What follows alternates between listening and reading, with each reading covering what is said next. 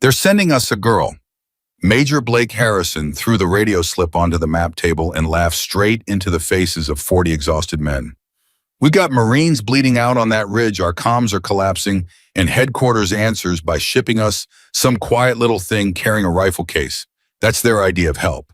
That's their idea of a warrior. He kicked an ammo crate across the tent so hard it split. Send her back. Tell them we don't have time to babysit. Send a real warrior.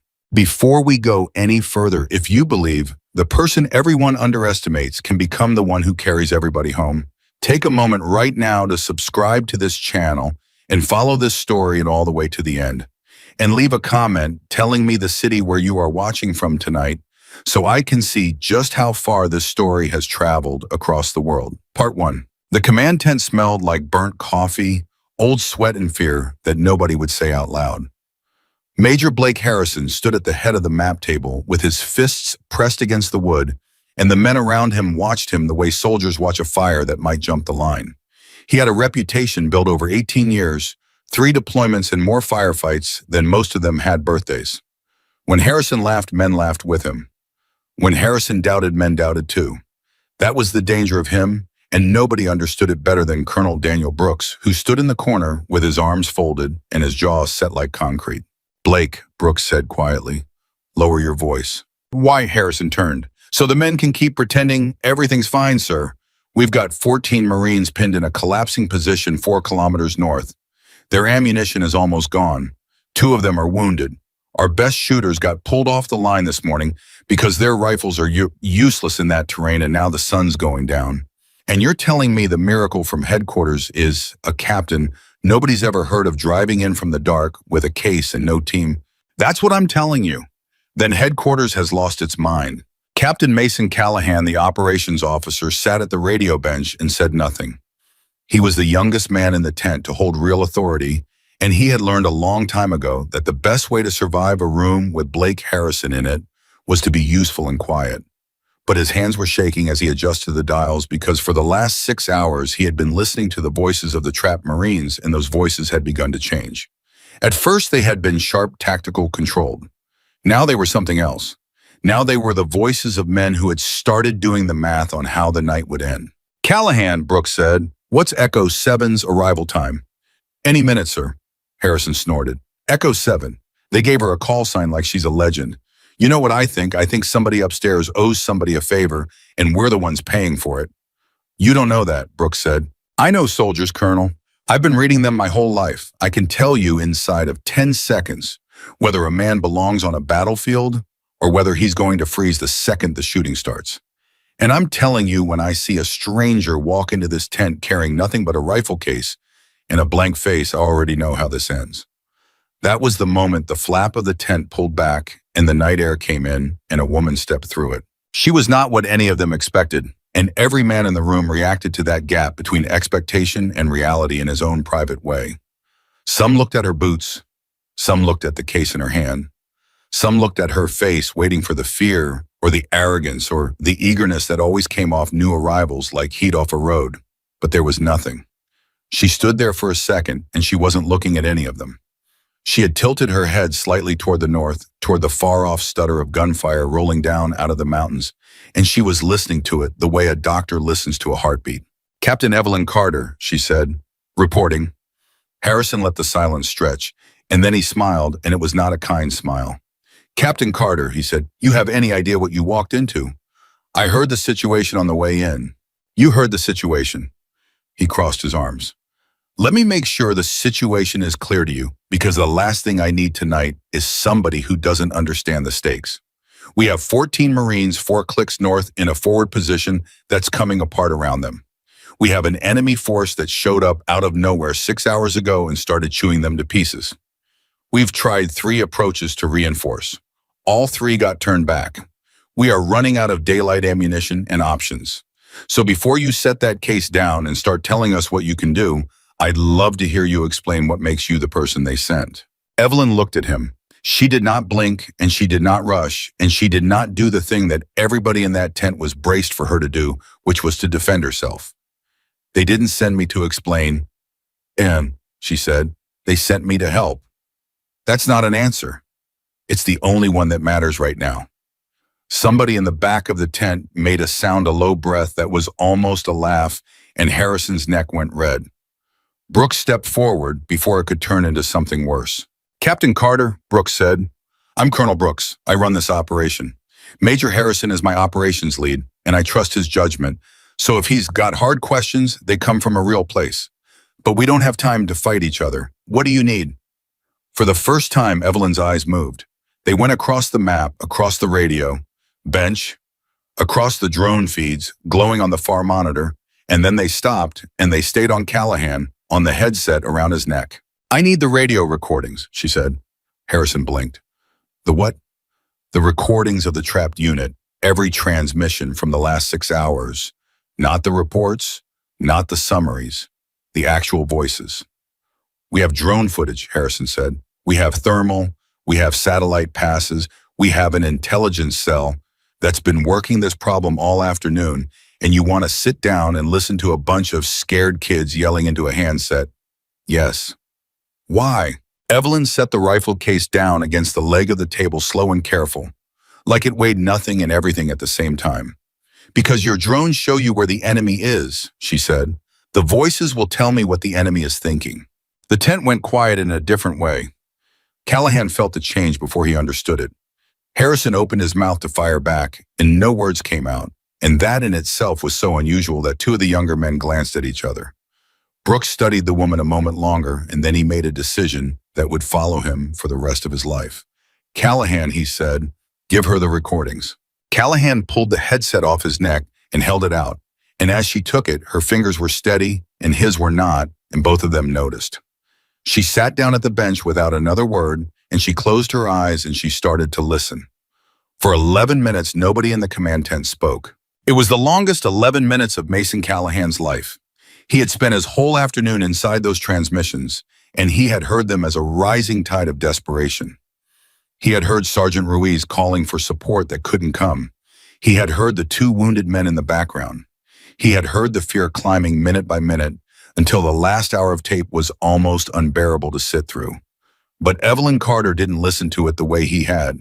She listened to it the way a musician listens to a song she is about to play back from memory. Her lips moved sometimes silently, and once she rewound a stretch of tape and listened to the same 40 seconds 3 times, and each time her expression changed by a degree so small that only a person watching very closely would have caught it. Harrison was watching very closely. He didn't like what he was seeing, and he liked even less that he couldn't say why. "This is a waste of time," he muttered to Brooks, but quietly now because even his own certainty had thinned. Then Evelyn opened her eyes. "Play me the map," she said. "Last 6 hours, every position the trapped unit has held in order." Callahan pulled up the timeline. He had built it himself, and he was proud of it, and he clicked through it position by position while she watched. First position, the original forward outpost. Second position, after the first push 40 meters east into a rock draw. Third position, after the second push further east and slightly downhill. Fourth position, where they were now a shallow depression at the base of a ridge with only one exposed avenue of retreat. She watched the whole thing without a word. Then she asked him to play it again. Then she asked him to play it a third time. "Captain," Harrison said, and his patience was a thread now, "if you don't have something, I need to stop wasting fuel and start planning a 4th rescue attempt, because those men do not have time for you to watch a slideshow." Evelyn didn't turn around. She reached out and put one finger on the map on that final position, the shallow depression at the base of the ridge. "Your men think they're being pushed," she said. "They're not being pushed. They're being led." The words landed in the tent like a stone dropped into still water, and the ripple of it reached every man there. "Say that again," Brooks said. She stood up. She moved to the table, and now everyone was looking at the map through her finger. "For 6 hours, everyone in this tent has believed the same thing. That the enemy showed up, hit the outpost hard, and has been overwhelming your Marines with superior numbers ever since. Push after push, position after position, driving them back. That's the story your drones tell you.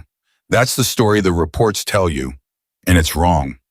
"It's not wrong," Harrison said. "I've watched it happen with my own eyes." "You watched them move," Evelyn said. "You didn't ask why they moved where they moved." She traced the 4 positions in order, slow, deliberate.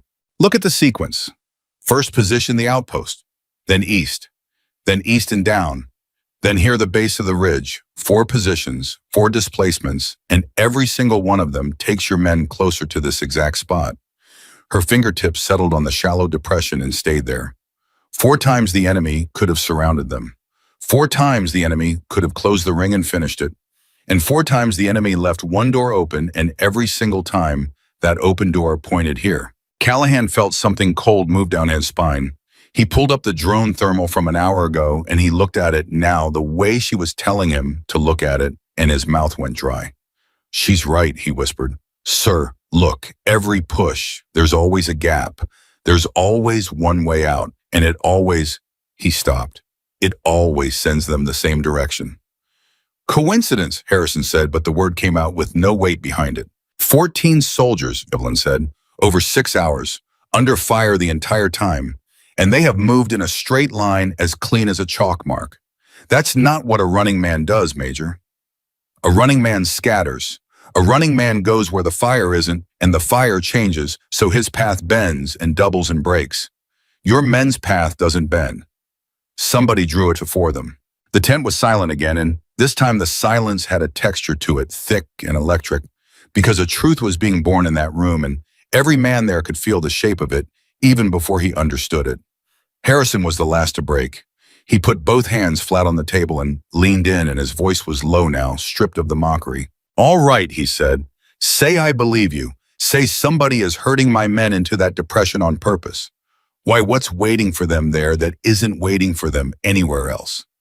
Evelyn looked at him, and for the first time since she'd walked into the tent, there was something almost like respect in the way she answered him, because it was the right question, and she knew it, and she wanted him to know she knew it. "That's what I've been listening for," she said, "and I think I found it. Play the transmission from 94 minutes ago. There's a moment about 11 seconds in where Sergeant Ruiz stops talking mid-sentence. Callahan found it. He knew the moment. It had unnerved him the first time he'd heard it. He played it now. They all heard it together. Ruiz's voice tight and clipped, calling in a position update. And then right in the middle of a word, he stopped. There was a beat of pure dead air. And then Ruiz's voice came back lower, more careful, saying something none of them had thought much about at the time. "Somebody's watching us. I can feel it. Somebody's up high and they are watching every move we make." Everybody heard that and wrote it off as nerves, Evelyn said. "Osvam." "It wasn't nerves. He's right. There's an observer.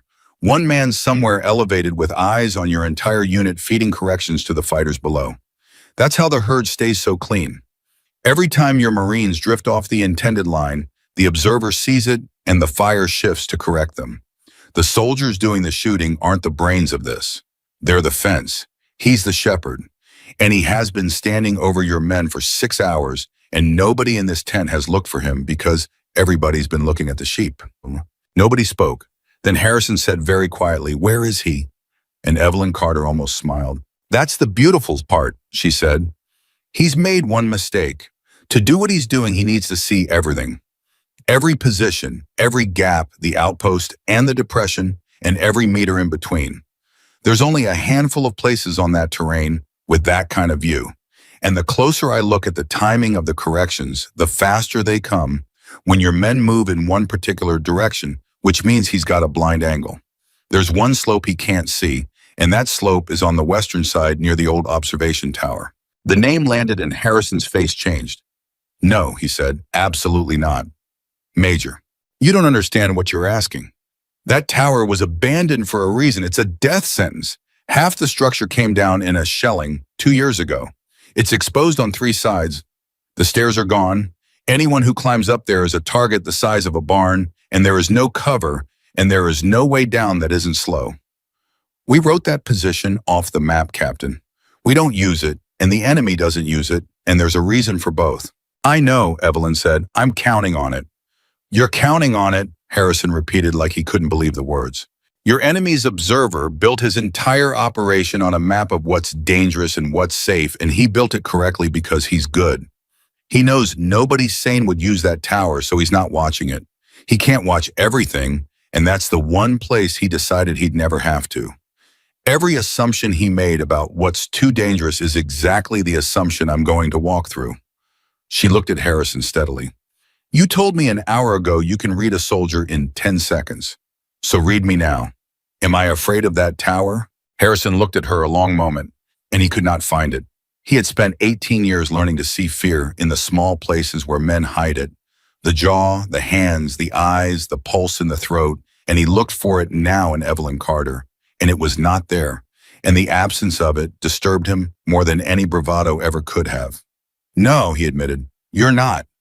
Then let me do my job. Brooks stepped in. Carter walked me through it. You go up the tower, you find the observer. What then? You've got no cover. If he's watching that direction even for a second, you're dead before you set up. He won't be watching that direction. That's the whole plan. He spent 6 hours training himself to ignore it. But even if I'm wrong about that, it doesn't matter because I'm not going up there to survive a duel.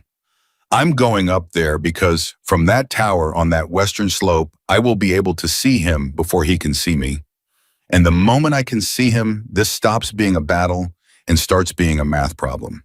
You're going to take one man out of a firefight, Harrison said, and you think that ends it. I'm going to take the one man who is running the whole thing, Evelyn said. There's a difference between killing a soul and cutting the strings on a puppet. Your enemy down there isn't 14 independent thinkers. They're a machine, and the observer is the mind of it. Remove the mind, and the machine doesn't just get weaker. It gets confused. It starts making decisions locally without the God's eye view it's been leaning on for 6 hours. And the second it does that, your Marines stop being sheep in a pen and start being 14 armed Americans who suddenly have room to breathe. Callahan realized he was leaning forward with his whole body, and he wasn't the only one. How long do you need? Brooks asked. To get into position, if nobody's shooting at me, 20 minutes. If somebody is longer or never. But there's a second problem. She turned back to the map. Right now, the observer is keeping your men in a slow squeeze. He's not finishing them because he doesn't have to. But the moment I'm in position and I take that shot, the machine breaks, and machines that break don't fail quietly. There's going to be a window 60 seconds, maybe 90, where the enemy fighters realize they've lost their eyes and they panic. And panicked men with rifles are more dangerous than calm ones for exactly that long. So the second I fire, your trapped unit cannot sit still. They have to move, hard, in the right direction, or the window closes and it was all for nothing. They're exhausted, Callahan said. They've been under fire for 6 hours. 2 of them are wounded. You're asking men who can barely hold a rifle to sprint on a whistle.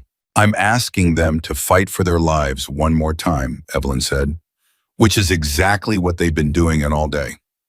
The only difference is that this time, for the first time, the fight will actually be winnable.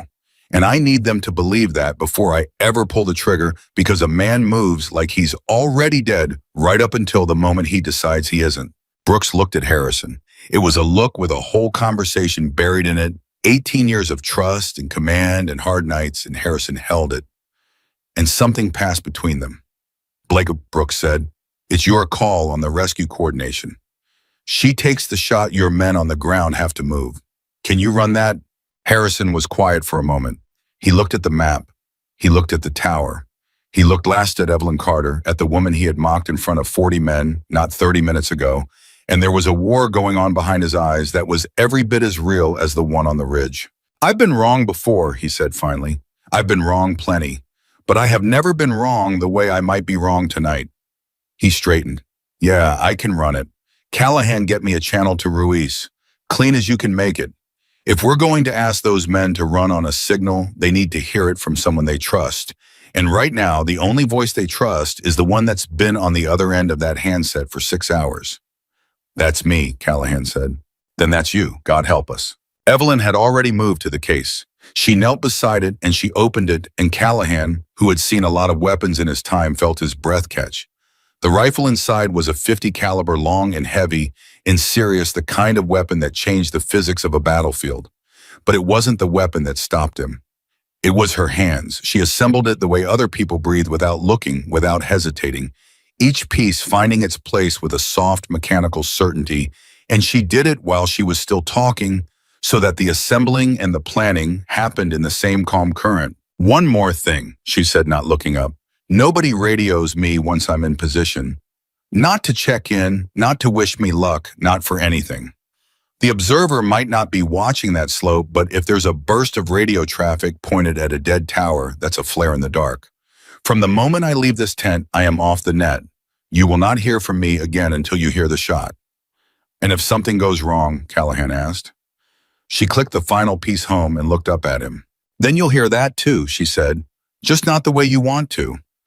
Harrison surprised everyone, including himself. He walked around the table and he stood in front of her and he put out his hand. Captain Carter, he said, 30 minutes ago I said something in this tent that I'm not proud of. I called you a lot of things you didn't earn in front of men who follow my lead. I'm not going to pretend I didn't, but I'm going to tell you the truth instead. I don't understand how you did what you just did with a headset and a map. I've been doing this 18 years and I looked at the same information you did and I saw a losing fight and you saw a puzzle with the solution. So whatever you are, wherever they built you, I was wrong about it, and I'd rather admit that now than after. Evelyn looked at his hand, then she took it. You weren't protecting your ego, Major, she said. You were protecting your men. You looked at a stranger and you didn't want their lives in the hands of someone you couldn't vouch for. That's not a flaw. That's the job. She released his hand. You were wrong about me, but you were right to be careful. Hold on to both of those. You'll need them again someday and not always in that order. For a moment, Harrison had no answer, which was in itself a kind of history being made. Brooks broke it. Carter, before you go, I have to ask you something, and I need the real answer, not the comfortable one. He came around the table. The men out there, if your read is wrong, if there's no observer, if this whole thing is exactly what it looks like, and you climb that tower for nothing, then we've spent 20 minutes we didn't have, and one of the only shooters we've got left is stranded on a ruin. So I need to know, how sure are you? The tent held its breath. Evelyn slung the .50 caliber across her back, and she picked up nothing else. No pack, no extra gear, nothing but the weapon and herself. And she looked at Colonel Brooks with an expression that was neither arrogant nor uncertain, but something rarer than both, which was the look of a person who has already checked their work. Colonel, she said, I've been listening to your men die by inches for 6 hours on that tape. I heard a sergeant stop in the middle of a sentence because he felt eyes on the back of his neck. I heard 14 men walk a straight line through chaos that should have scattered them a dozen different ways. I heard corrections come faster from one direction than another, over and over, until the pattern was as loud to me as a bell. I am not guessing. I am not hoping. I have listened to the enemy think, and I know exactly what he's thinking, because he is very good and very smart and very careful, and he has made exactly one mistake, which is that he believes the only people who can beat him are the ones who look like they can. She moved toward the tent flap.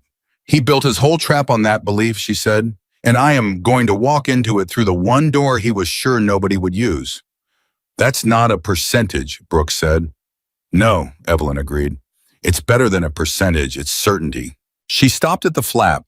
She looked back once and her eyes went across all of them, the young ones and the old ones, the believers and the doubters, Callahan with his shaking hands, and Harrison with his newfound silence, and Brooks with his concrete jaw. Get your men ready to run, she said. When it's time, they won't have long to decide whether they trust me. Make sure they've already made up their minds before the shot, because after the shot, there won't be time to think. And then she was gone, out into the dark, and the flap fell shut behind her, and the tent felt suddenly emptier than a single person leaving should have made it feel. For a long moment, nobody said anything. Then Callahan turned back to the radio, and his hands weren't shaking anymore, and he keyed the handset. Ruiz, he said, this is base. I need you to listen to me, and I need you to trust me, because I'm about to ask you and your men to do the hardest thing I've ever asked anybody to do.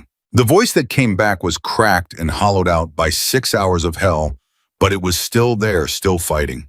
Base, this is Ruiz.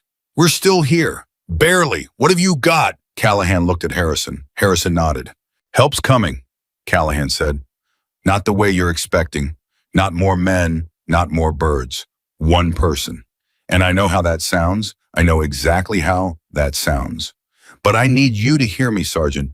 Everything you're feeling out there, the sense that you're being pushed, the feeling that somebody's watching you, the way every escape route keeps funneling you into that hole at the base of the ridge, all of it is real, and somebody finally figured out why.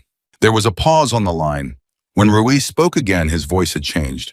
There was something in it that hadn't been there a minute before, and it took Callahan a second to name it, and when he did, his throat tightened, because the thing in Ruiz's voice was hope, and hope was the most dangerous thing you could hand a dying man, because if you were wrong, you didn't just lose him. You broke him first. Say again, Base, Ruiz said. Somebody figured it out. Somebody figured it out, Callahan confirmed, and she's on her way to fix it. I need you to hold. I need you to conserve every round you've got. I need you to keep your men calm and keep them low. And when I give you the word, when you hear a shot come from somewhere those people are absolutely not expecting. From high up on the western side, I need every man who can move to move and move hard, and I'll tell you exactly which way. Can you do that, Sergeant? Another pause. In the background faintly, Callahan could hear one of the wounded men and the flat cracking of enemy rounds against rock, and under all of it, the terrible patient rhythm of a squeeze that had been tightening for 6 hours.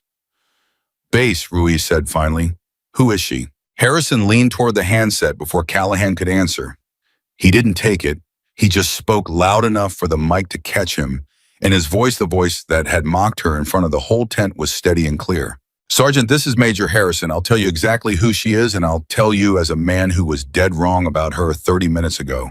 So you know I'm not selling you anything. She's the person who listened to 6 hours of you and your men and heard something the rest of us missed. She's the one who found the thing that's been killing you before it could finish the job. I don't know where the Corps keeps people like her son, and I don't care. All I know is that in 18 years, I have never watched anybody read a battlefield the way she just read yours. So when I tell you to trust her, I'm telling you as somebody who spent his whole career learning not to trust easy. Hold your position, save your rounds, and when the shot comes, you run like she's already earned it, because she has. The line was quiet for a 3 count. Then Ruiz said in a voice that had found something to hold on to. Copy that, Base. We'll hold. Tell her. He stopped. Tell her we've got 14 reasons to make it worth her while. Callahan set the handset down and let out a breath he felt like he'd been holding for 6 hours. On the map in the dark, somewhere on a western slope, nobody was supposed to walk a woman with a .50 caliber rifle across her back, and the whole plan of the enemy laid out in her mind was moving toward a ruined tower, silent and unafraid, carrying the lives of 14 men she had never met, and the pride of one man who would never forget her climbing toward the single shot that was about to turn 6 hours of certain death into a chance nobody in that tent had believed in an hour before. Least of all the Major, who had thrown a radio slip on the table and demanded they send a real warrior instead. The whole command post had gone still. Every man had found something to look at: the map, the monitors, the floor, and every man was doing the same private thing, which was praying in whatever way a soldier prays, wordless and pointed north toward a stranger who had walked into their war, carrying almost nothing, and had already, without firing a single round, given them back the one thing the enemy had spent 6 hours taking away, which was the belief that this night could end anyway but the way it had been heading. Brooks looked at the map a long time. Then he spoke quietly to no one and everyone. 18 years I've watched people underestimate the wrong soldier, he said. It never stops being a mistake, and it never stops surprising the ones who make it. Harrison didn't answer. He was staring at the western slope on the map, at the little symbol for the tower they had all written off as a grave, and he was thinking about the moment she'd asked him to read her, to look for the fear, the way he'd looked for it in 1,000 men before, and how for the first time in his career, the thing he was so certain he'd find simply wasn't there. Callahan, he said at last without turning. How long since she left the tent? Callahan checked. 9 minutes, sir. 9 minutes. Harrison closed his eyes for a second. 9 minutes ago, I still thought I was the smartest man in this operation. He opened them again, and something in his face had settled into a hard, clean resolve. Get me every unit we've got that can support that push. Stage them, brief them, and keep them absolutely silent until the shot. When she pulls that trigger, I want this whole valley to move at once, and I want it to move so fast that the enemy never gets that 90-second window she warned us about. She's giving us a door. We are not going to be the reason it slams shut. Yes, sir. The tent came alive around them, quiet and coordinated men moving with the particular focus of soldiers who have stopped doubting and started believing. And it was a strange thing, Callahan thought, how belief could change a room. An hour ago, they had all been waiting to lose. Now they were preparing to win, and the only thing that had changed, the only new fact in the world, was that a woman nobody recognized had walked in out of the dark, listened to the truth in the voices of dying men, and told them the enemy could be beaten. Somewhere to the north, the gunfire rolled on, patient and cruel, a machine grinding down 14 exhausted Marines who had just been told, against all the evidence of 6 brutal hours, that help was coming in a form none of them expected, from a direction none of them would have looked, in the hands of a person the enemy had never once considered a threat. And in the darkness, on the western slope, moving toward the tower, with a stillness that had unsettled every man who'd watched her, Evelyn Carter climbed toward her position off the net, alone, the whole plan of a very good enemy, folded neatly in her mind, carrying the certainty she'd promised the colonel, the certainty that was better than a percentage, the certainty of a person who had already checked her work and found the one flaw in a perfect trap. The observer down below had built everything on a single belief, that the only people who could beat him were the ones who looked like they could. He was about to learn how wrong a smart man could be. And the man who had stood in a command tent and demanded a real warrior was about to watch one climb a ruined tower with nothing but a rifle and a truth, and hold the line the enemy had thought no one would ever dare to hold. The climb up the western slope should have taken 20 minutes. It took Evelyn Carter 34, and every extra minute was a decision she made on purpose. She moved the way a person moves when they have decided that being alive at the top matters more than being fast to it. She did not take the obvious line. The obvious line was the shortest, and the shortest line was the one a smart enemy would have watched, even while telling himself he didn't need to, because smart men hedge their certainties, and the observer down there was very smart. So Evelyn took the longer way, the crueler way, the one that ran through loose rock in a stretch of open ground, where a single careless silhouette against the dying light would have ended everything before it began. She crossed that open ground on her stomach, one forearm at a time, the .50 caliber dragging beside her like a second body, and she counted her own heartbeats to keep herself slow, because the enemy of a person in her position was never the terrain. It was the impatience the terrain bred. Back in the command tent 4 kilometers south, Mason Callahan watched a clock he could not do anything about. 31 minutes, he said. Nobody had asked. He just needed to say it out loud to make the waiting into something with a number attached, because a number felt like control and the silence did not. Harrison stood over the map with his arms crossed and his jaw working. He had staged 3 support elements in the folds of ground south of the ridge, briefed them, and put them on a hair trigger. And then he had done the hardest thing a man like him could do, which was nothing. There was nothing left to arrange. Every piece was where it needed to be. Now it all came down to a woman on a slope and a shot that hadn't happened. And Blake Harrison, who had spent 18 years believing that outcomes belonged to the men who took hold of them, was learning what it felt like to have his hands empty at the most important moment of a battle. She said no radio, Callahan said mostly to himself. She said we wouldn't hear from her until the shot. I know what she said. I just want to make sure she's still moving, Harrison said. If she were dead, the shooting to the north would change. It hasn't, which means the observer hasn't seen her, which means she's still doing exactly what she said she'd do, which is get into a position we all told her was suicide through a door that lunatic down there swears nobody would use. He exhaled through his nose. Keep your eyes on Ruiz's channel. When she fires, that window opens, and it opens for 90 seconds, and I am not going to be the reason those men are half a step slow. On the ridge, the 14 were holding. Sergeant Diego Ruiz had them low and quiet in the depression at the base of the ridge, the exact hole the enemy had spent 6 hours herding them into, and now that he knew it was a trap, being inside, it was almost unbearable.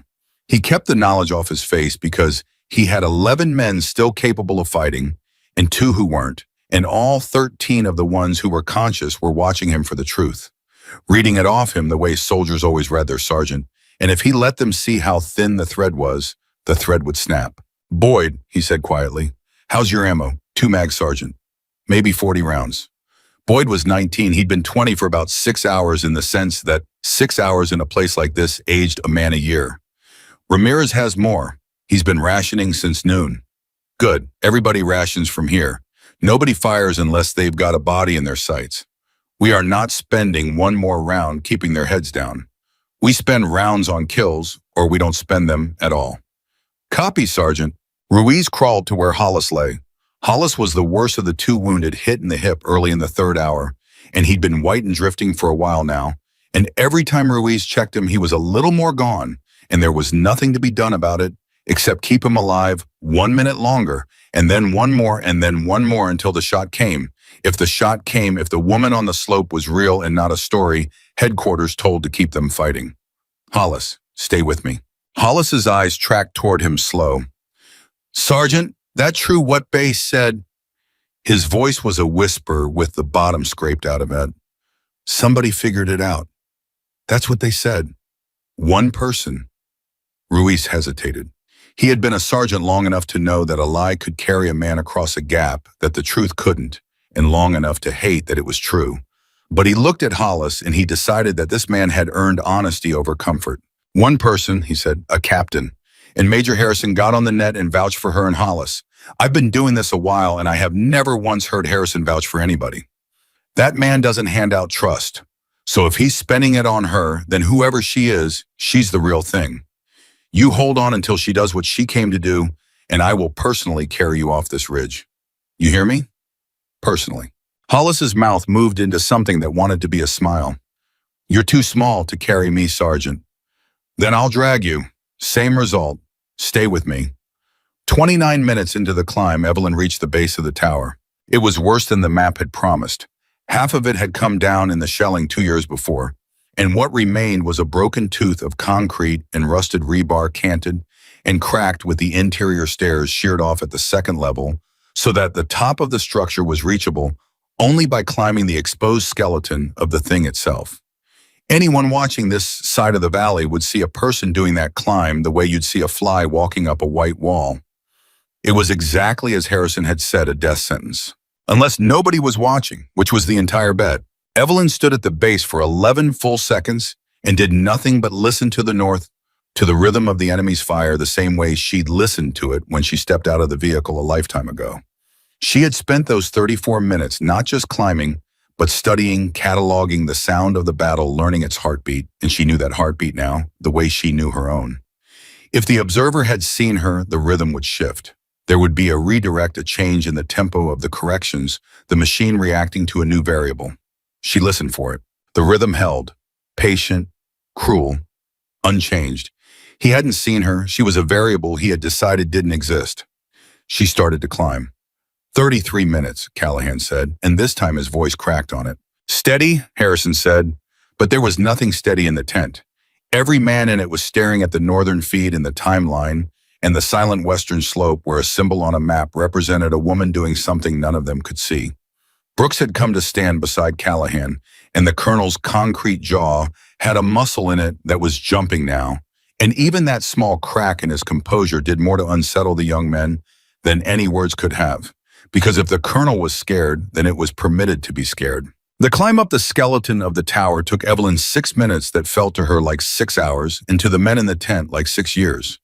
She went up rebar slick with 2 years of weather testing, each grip, trusting nothing, the .50 caliber a dead weight across her back that tried to peel her off the structure at every reach. Halfway up a length of rebar she was pulling on gave a small grinding shift a warning, and she froze and she redistributed her weight, and she waited for her own pulse to come down before she moved again, because the tower did not care that 14 men were dying 4 kilometers away. The tower would kill her for being in a hurry, just as dead as any bullet. And then she was at the top. She pulled herself onto the cracked platform, and she lay flat, and for a moment she just breathed, and then she brought the .50 caliber off her back and around into her hands, and everything in Evelyn Carter that had been holding tension for 39 minutes went quiet all at once, like a held breath finally released, because now she was where she needed to be, and the only thing left to do was the thing she was best at in all the world. She set the rifle. She settled behind it, and she looked out over the valley, over the whole battlefield laid bare beneath her, and she began to hunt. She did not sweep the terrain frantically. She had already done the mathematics of where he had to be. There were on all of that ground exactly 3 positions, with the field of view the observer required to run what he was running, and one of them she'd known since the command tent had a blind angle on this western slope, which was why she was here. So she checked the other 2 first quickly, methodically, the way you check the doors you expect to be locked before you go to the one you expect to be open. The first position was empty. The second position was empty. And the third position, the one with the blind angle, the one he had chosen precisely because it could see everything except the direction she had come from, was not empty. There he was. He was exactly where the logic said he'd be, tucked into an elevated fold of rock, with a clean line to the whole hurting ground, and he had optics up, and he was in that very moment watching Ruiz's men in their hole. Evelyn could see the small, deliberate movements of a man doing precise work. She watched him for 4 seconds, and in those 4 seconds, she'd understood the entire architecture of the last 6 hours, because she watched him lift his head, track something below, and then make a small gesture. And half a heartbeat later, the enemy fired to the north changed, shifted, corrected, and one of Ruiz's men, who had started to drift toward a gap, was pushed back into the pen. She had been right about all of it, every word she'd said in the tent. There was the shepherd. There were the strings.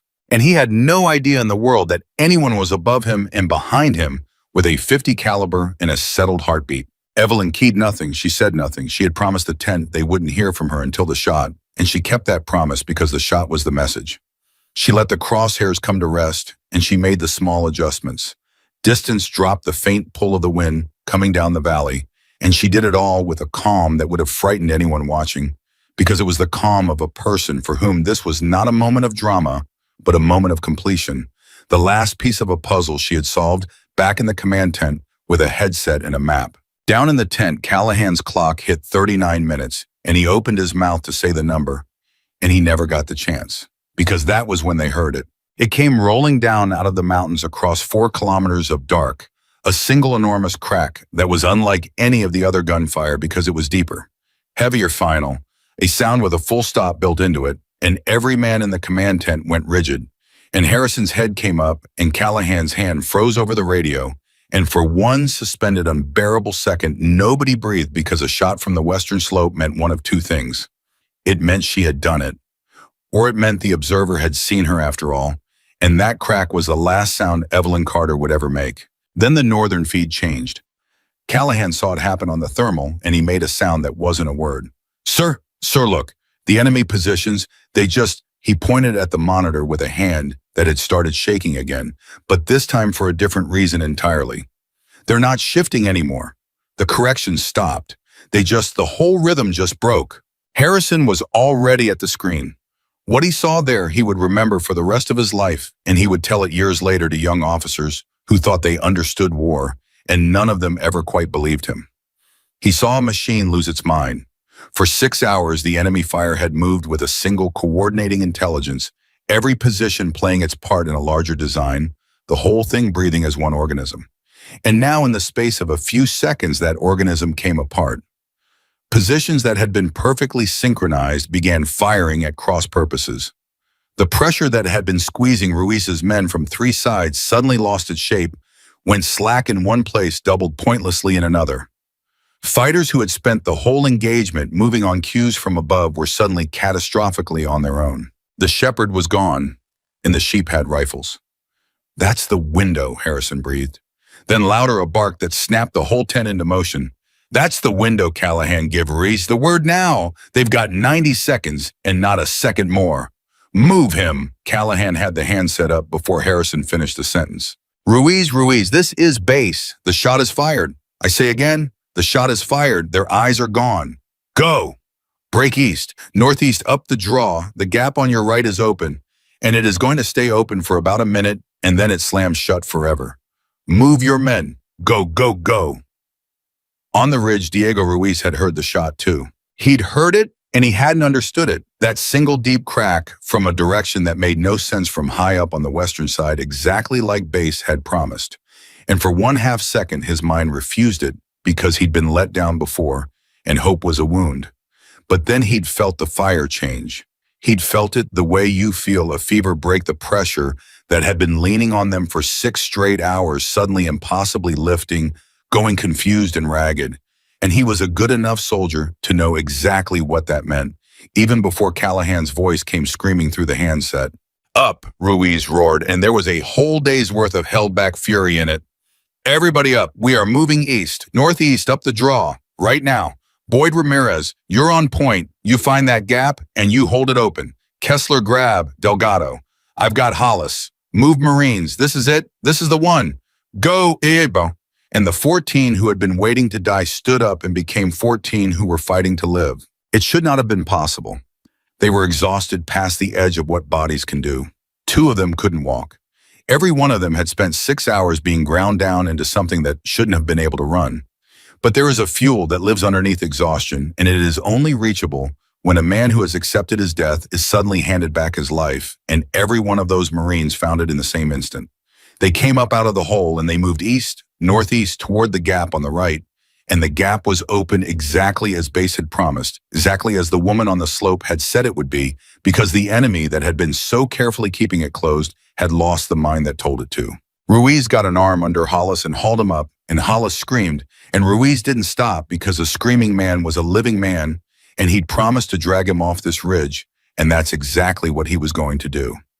Kessler had Delgado, the other wounded man, over his shoulders in a carry, and Boyd and Ramirez were at the mouth of the gap laying down disciplined, rationed, murderous fire at the enemy positions that were only now too late, starting to realize their prey had bolted. 60 seconds, Callahan called into the handset tracking the window on the thermal. Ruiz, you've got 60 seconds of confusion, then they figure it out. Keep moving. Don't stop for anything. You are halfway. Up on the tower, Evelyn Carter was not finished. She had never intended the first shot to be the only shot. Removing the observer broke the machine. Yes, but a broken machine is still full of armed men, and in the 90 seconds of chaos, she'd promised the tent. Those men would start one by one to recover their nerve, and the ones who recovered fastest would be the ones best positioned to catch Ruiz's people in the open as they ran the draw. So Evelyn had already moved off the empty fold of rock where the dead observer lay and was hunting again, and now she was hunting the recoverers, the leaders, the enemy fighters who were lifting their heads out of the confusion first and starting to understand where the Marines had gone. She found the first one at the mouth of the draw, a fighter who'd figured out the escape route faster than his fellows and was swinging a weapon to bear on Boyd and Ramirez at exactly the moment they were most exposed, holding the gap. She fired. The second crack rolled down in the valley, and in the tent, Callahan's head snapped up again, and this time he understood it instantly, and something fierce and disbelieving broke open in his chest. "She's still up there," he said. "Sir, she's still shooting. She's covering their run. He watched the thermal, and he watched an enemy position that had been about to become a problem for Ruiz's point men simply stop being a problem. She's clearing the draw for them. Every time somebody down there gets their act together and moves to cut off the escape, she's taking them off the board before they can do it." Harrison stood very still watching the same thing, and something moved across his weathered face that none of the young men in the tent had ever seen there before and would struggle to describe afterward. "She's not just breaking the machine," he said quietly, almost to himself. "She's holding the door. She fired the first shot to open it, and now she's standing on that tower, holding it open with every round in that rifle, one enemy at a time, so those men can get through." He shook his head slowly. One person, one rifle. She's holding the whole kill zone by herself. The third crack came, then 40 seconds later a fourth. Each one was another enemy fighter who had recovered his wits and moved to close the trap, and each one was another enemy fighter who never completed the movement. Because a woman 400 meters up and away on a ruined tower saw him do it and ended it before it could cost a Marine his life. She was reading the battle the same way she'd read the tape in the command tent, seeing not the chaos but the pattern inside the chaos, identifying in real time which of the scattered enemy fighters was about to become the next threat to the men in the draw, and answering each threat with a single deliberate round before it could ripen. 40 seconds, Callahan said. Ruiz status, 2/3 up the draw. Ruiz's voice came back ragged and pounding. The sound of a man running with another man's full weight. "We're moving base. We are moving, but they're waking up back there. We're taking fire from..." There was a burst of noise close and violent, and Callahan's heart stopped. "Taking fire from the left. Somebody's got an angle on us from the left. We're pinned. We can't..." "She'll get him," Harrison said, and it was not a hope, it was a statement. And even as he said it, he didn't fully understand where his certainty came from, except that he had watched this woman be right about everything for the last hour, and he had run out of reasons to doubt her. "Callahan, tell Ruiz to keep his men low and keep moving. She's going to clear that left angle. Tell him to trust it." Up on the tower, Evelyn had already seen it. She'd seen the enemy fighter work his way to the left flank of the draw into a position where he'd have a clean enfilade down the line of running Marines, and she'd understood in the same instant that this was the dangerous one. This was the shot that mattered most, because from that angle he could rake the whole column and turn the escape into a massacre in about 4 seconds. It was a hard shot. He was tucked in, mostly covered, moving. She had a sliver of him in a closing window and no time to do the mathematics slowly. So she did it fast, the way she'd learned to do it in places she was never allowed to talk about. And she trusted the years, and she fired. The fifth crack. On the left flank of the draw, the enemy fighter, who had been half a second from raking 14 exhausted Marines with an enfilade, simply stopped, and the angle that had pinned Ruiz's column went quiet. And Ruiz, who had been flat on the ground with Hollis and had thought for one terrible instant that they had come all this way just to die in the open, felt the fire from the left stop as suddenly as it had started. "The left's clear," he shouted, half in disbelief. "The left angle's gone base. It's somebody just up. Everybody, up, keep moving. We are almost there. Go." "She got him," Callahan said, and his voice broke completely on it, and he didn't care. "Sir, she got the left angle. They're moving again. He watched the thermal, the little cluster of friendly signatures pouring up and out of the draw toward the high ground, where Harrison's stage support elements were waiting. "They're going to make it. Sir, they're going to make it." 20 seconds on the window, Harrison said. "Get them into the arms of that support element before it closes." Callahan, hand off to the ground commander up top. "Get those Marines behind cover. Move them the last 100 meters. The window was closing. Down in the valley, the enemy had finally fully understood what had happened to them, and their confusion was hardening back into intent. And fighters were converging on the mouth of the draw to punish the escape. But they were seconds too late, and seconds were the entire currency of this thing. And the reason they were too late had a name, and the name was Evelyn Carter. And she was up on a tower they'd all sworn nobody would ever use, spending the last of her window making sure the enemy stayed seconds too late. And then Ruiz's lead man crested the top of the draw, and Harrison's support element rose up out of the folds of ground where they'd been waiting silent for 40 minutes. And they opened up over the heads of the running Marines and into the faces of the pursuing enemy, and the whole balance of the valley, which had belonged so completely to the enemy for 6 hours, tipped in a single violent instant into something else. The 14 came up out of the draw and into friendly lines. All 14, the 12 who could run, and the 2 who were carried, Reese still with Hollis, Kessler still with Delgado, Boyd, and Ramirez last through the gap, with their weapons still up and their last rounds still going, and they crossed into cover and safety. And the arms of men who grabbed them and pulled them down and behind rock, and the sound that went up from the support element was not a cheer. It was something rougher and more animal than a cheer. The sound men make when they have watched something they were sure would end in death, end in life instead. In the command tent 4 kilometers south, Mason Callahan put both hands flat on the radio bench and lowered his head and did not say anything for a long moment, because there was nothing in his training that had prepared him for what to do when the thing you had been certain would be a tragedy turned in the space of 90 seconds into the other thing. "All 14, he finally said, his voice unsteady. "Colonel Major, all 14 are across. Both wounded are alive. Ruiz reports he's got his whole unit behind the support elements line, and they are consolidating." He lifted his head. They made it. Every single one of them made it. The tent did not erupt. It was too tired for that and too aware of how close the other outcome had been. What happened instead was quieter and in its way larger. Men who had been holding themselves rigid for hours let their shoulders come down. Somebody sat down heavily on an ammo crate and put his face in his hands. Brooks, whose concrete jaw had held it all night, closed his eyes for a moment, and when he opened them, they were bright, and he did not try to hide it, because a man who's led long enough learns there's no shame in it. And Harrison stood in the middle of it and looked at the western slope on the map, at the little symbol for the tower. And he was not thinking about the 14 who'd been saved. Not yet. That would come later. Right now, he was thinking about the woman on that tower, and a question was rising in him that he almost didn't want to ask, because the answer to it lived in the silence on the net that she had promised them, the silence that was supposed to break only with her shots. The shots had stopped. He counted they backward in his head. 5 shots. The observer. Then 4 more, each one clearing the draw, each one taking an enemy off the board before he could close the trap. 5 shots and then the support element had risen up and the Marines had crossed to safety and the battle had turned. And since that moment, since the 5th crack rolled down out of the mountains, there had been nothing from the western slope. No 6th shot and no word. Because she was off the net.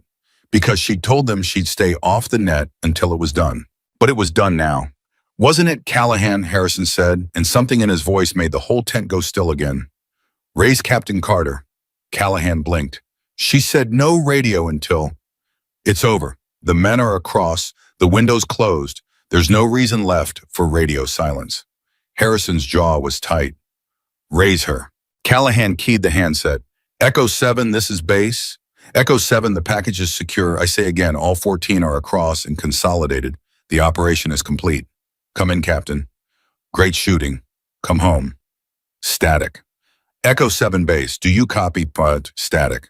The tent, which had begun to breathe again, stopped once more. Harrison felt the old cold feeling crawl back up his spine, the feeling he'd had when she first walked in, and he couldn't find her fear, except now it was pointed the other way. Now it was fear for her instead of doubt about her, and he found he didn't like it any better. Echo 7, Callahan said, and his voice had lost all its relief. Captain Carter, please respond. Static. She might just be holding silence out of habit, Brooks said, but he didn't sound like he believed it. She might be coming down off the tower. That climb was... There's no way to do that climb and work a radio at the same time. She'd answer, Harrison said.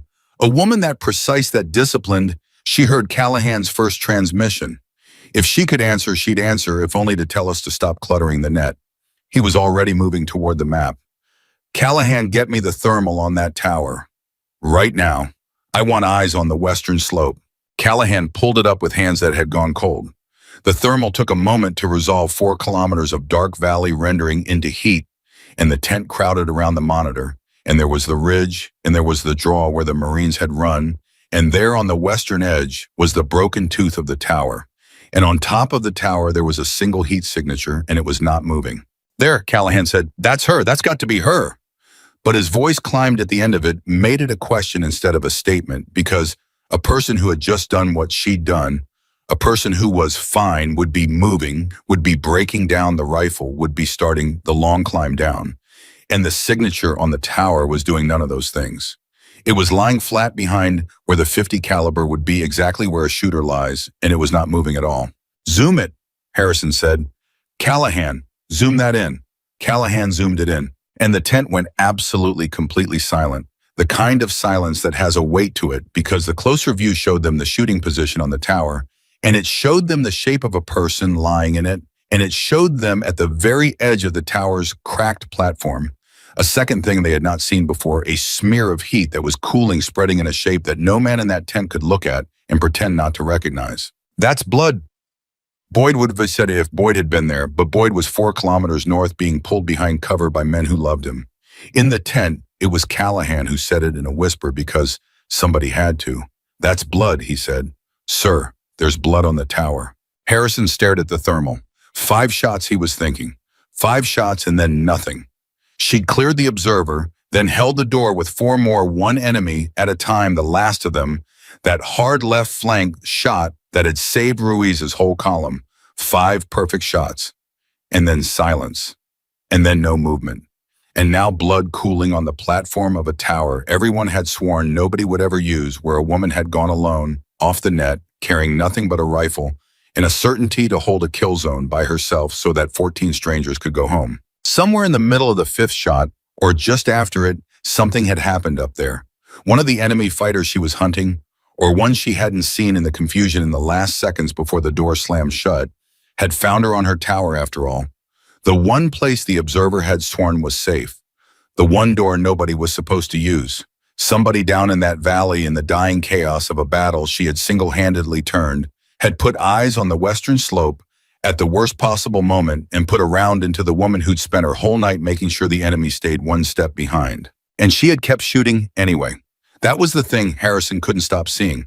5 shots. If she'd been hit during the 4th or the 5th, if that blood on the platform had started spreading before her work was done, then she had finished it hit. She had cleared the left angle that would have massacred Ruiz's column while she was bleeding out on a tower because stopping meant 14 men died, and she had already told them in the command tent in that flat, unshakable voice that the beginning of a battle didn't matter, only how it ended. "Get me a bird to that tower," Harrison said, and his voice was not the voice that had mocked her hours ago. It was low, and it was shaking, and it was absolutely without hesitation. "Right now, I don't care what it takes or what it costs or who I have to wake up. That valley is turning our way, and I want a medevac on that western slope inside of 10 minutes. Callahan, keep trying to raise her. Every 15 seconds. Do not stop." She held the door for those men. "We are going to hold it for her." Callahan keyed the handset, and his voice was breaking, and he did not care who heard it break.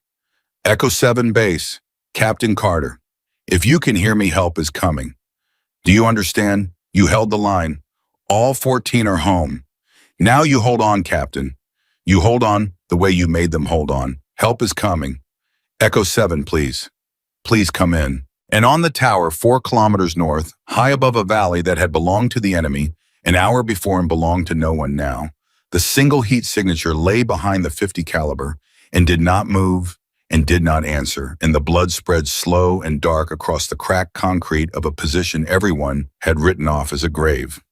The medevac bird was in the air in 6 minutes, which was a kind of miracle in itself, and Blake Harrison spent every one of those 6 minutes standing over the thermal feed, watching a heat signature that would not move, willing it to move, and it did not. "Still nothing on the net?" he asked, and he'd asked it 4 times already, and he knew the answer, and he asked it anyway, because asking was the only thing left that felt like doing something. "Still nothing, sir." Callahan hadn't stopped keying the handset the whole time, every 15 seconds, like Harrison had ordered, and his voice had gone hoarse from it. "Echo 7 base, Captain Carter. The bird is inbound. You'll hear it any minute now. Just hold on, please. Just hold on."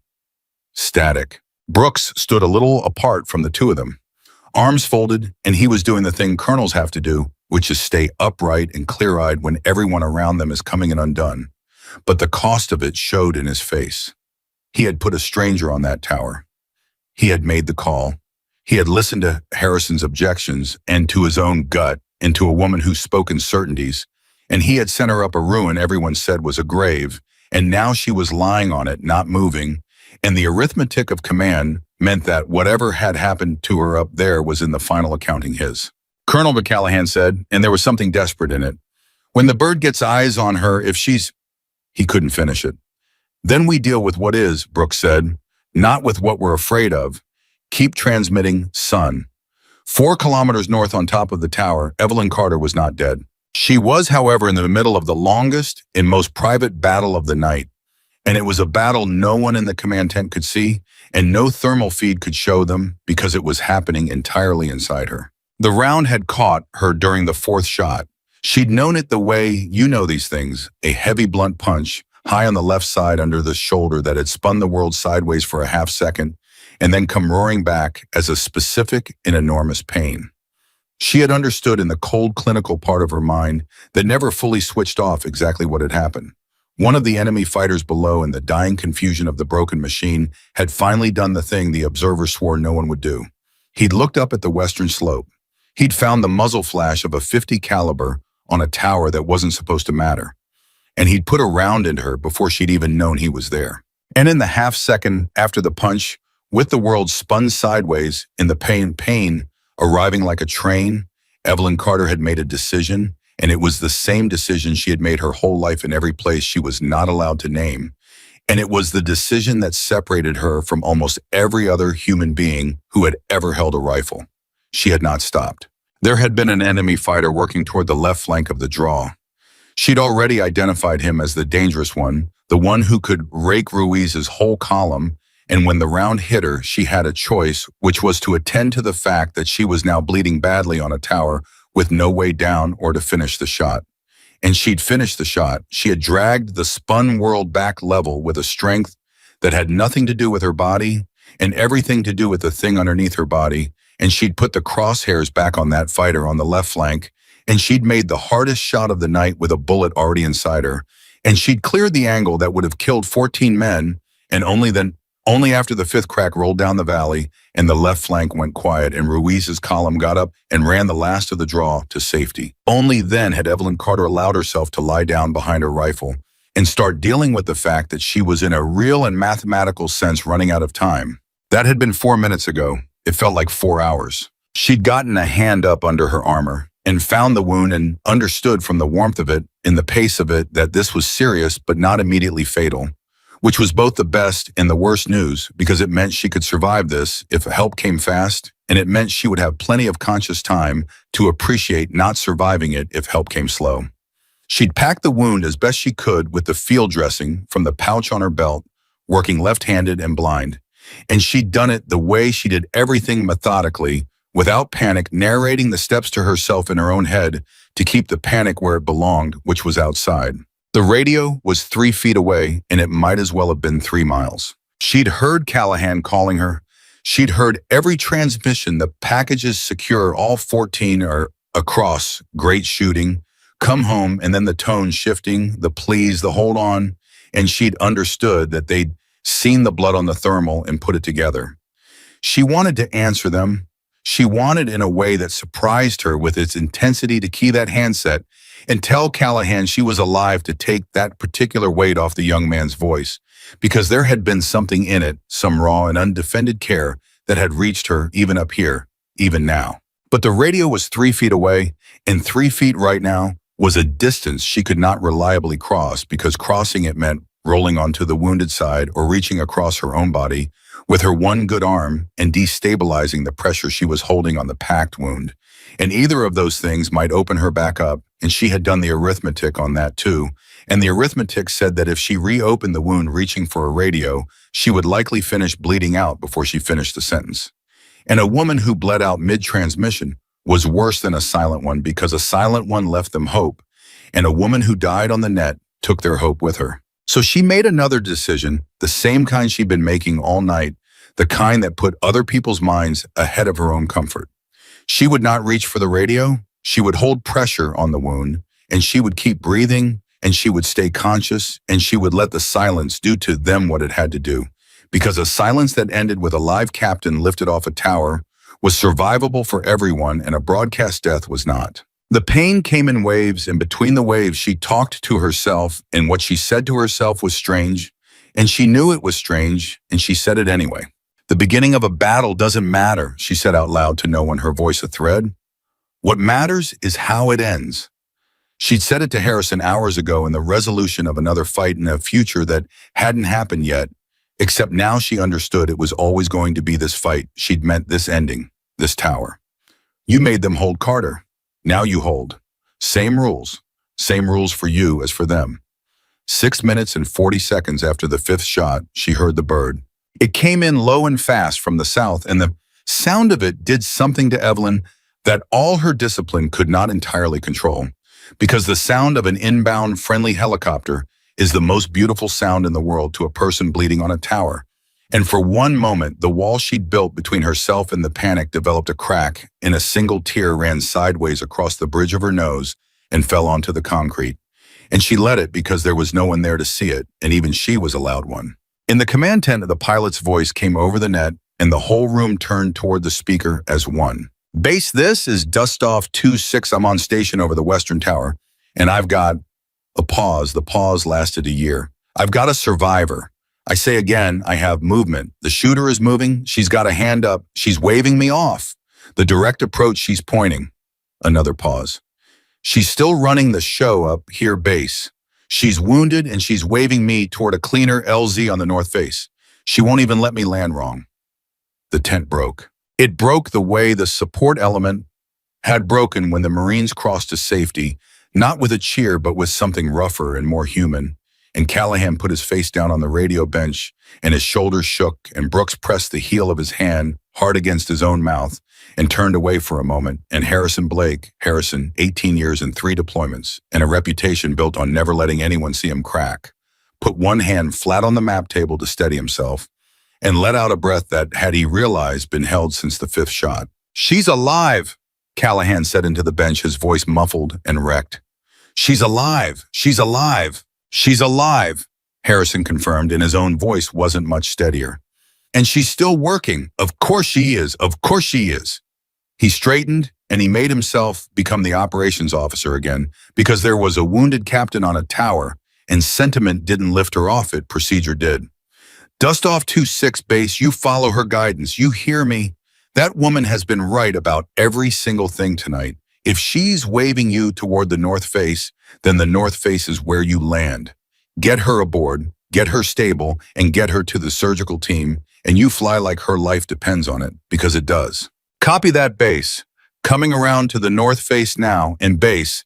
The pilot's voice had something in it, some professional awe held carefully in check. Whoever this is up here, whatever she did tonight, you make sure the right people hear about it. I've pulled a lot of folks off a lot of bad places. I never pulled one who waved me off her own rescue so I wouldn't land in a hot spot. Never once. We'll make sure, Harrison said quietly. Believe me, we'll make sure. The extraction took 4 minutes. They were 4 terrible minutes because the enemy in the valley, though, broken though scattered, was not gone, and a helicopter on a tower is a target, and everyone in the command tent understood that the last cruelty of a night like this would be to lose her in the extraction, after everything to have her survive the wound and the wait only to die in the last 100 feet.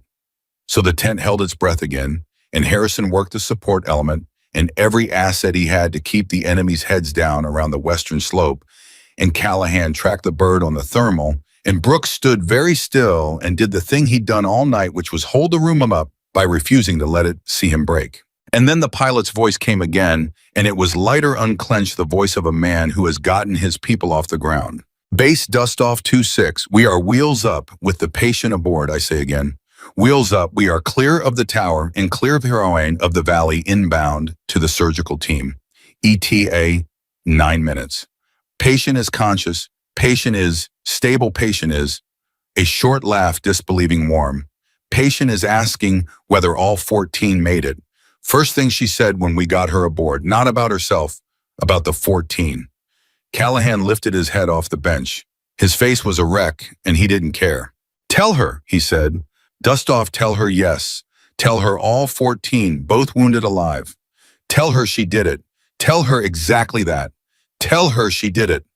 There was a pause while the pilot relayed it, and then the pilot came back on, and his voice had gone quiet. I told her base. A beat.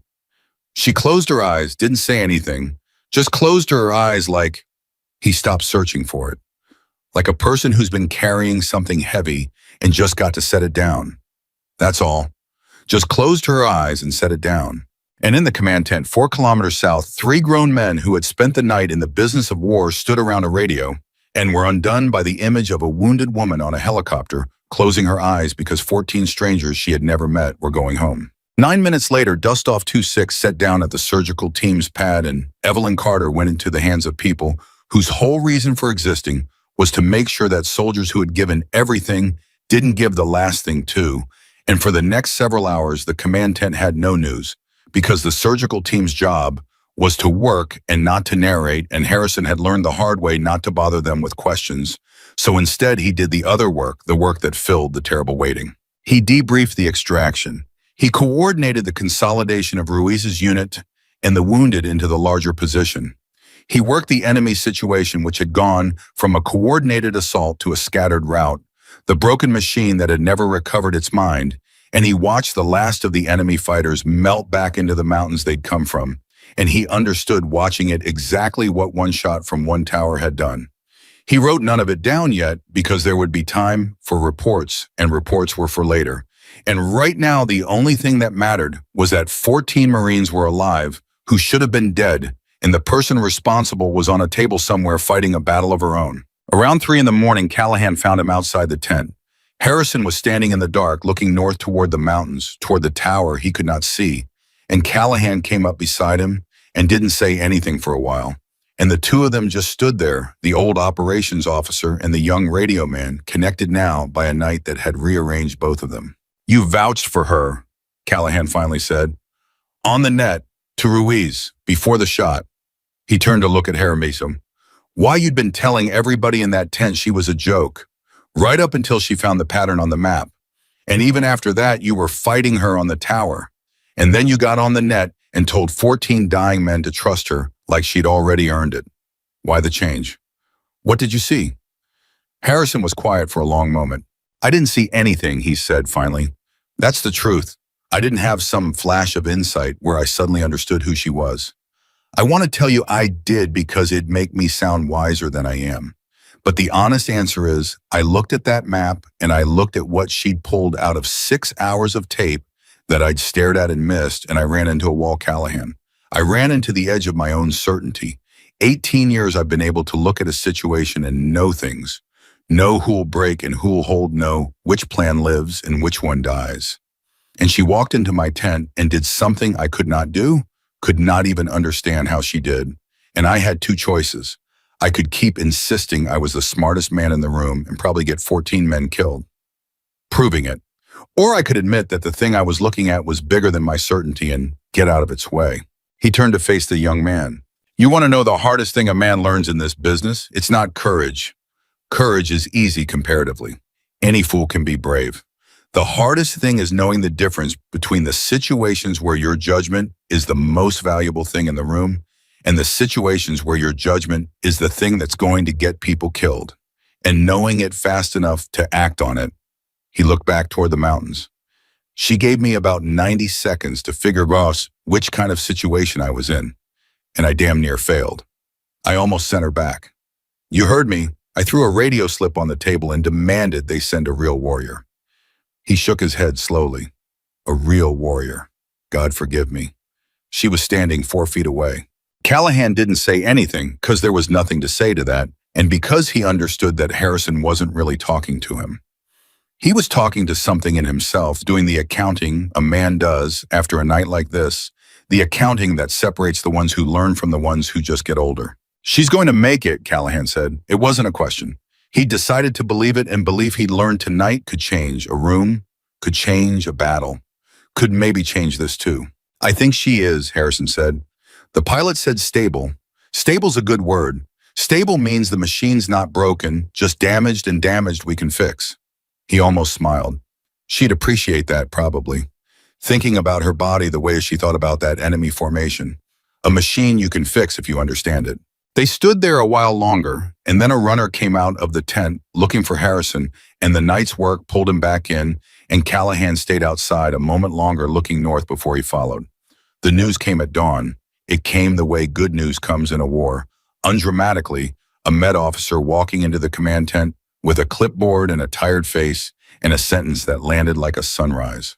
Captain Carter's out of surgery, the med officer said. The round missed the artery by about a centimeter and missed the lung by about the same. She lost a lot of blood, and she's going to be laid up a good while, and she is not going to be lifting anything with that left arm for months. But she's going to keep the arm, and she's going to keep her life, and barring something we don't expect, she's going to make a full recovery. He glanced at his clipboard.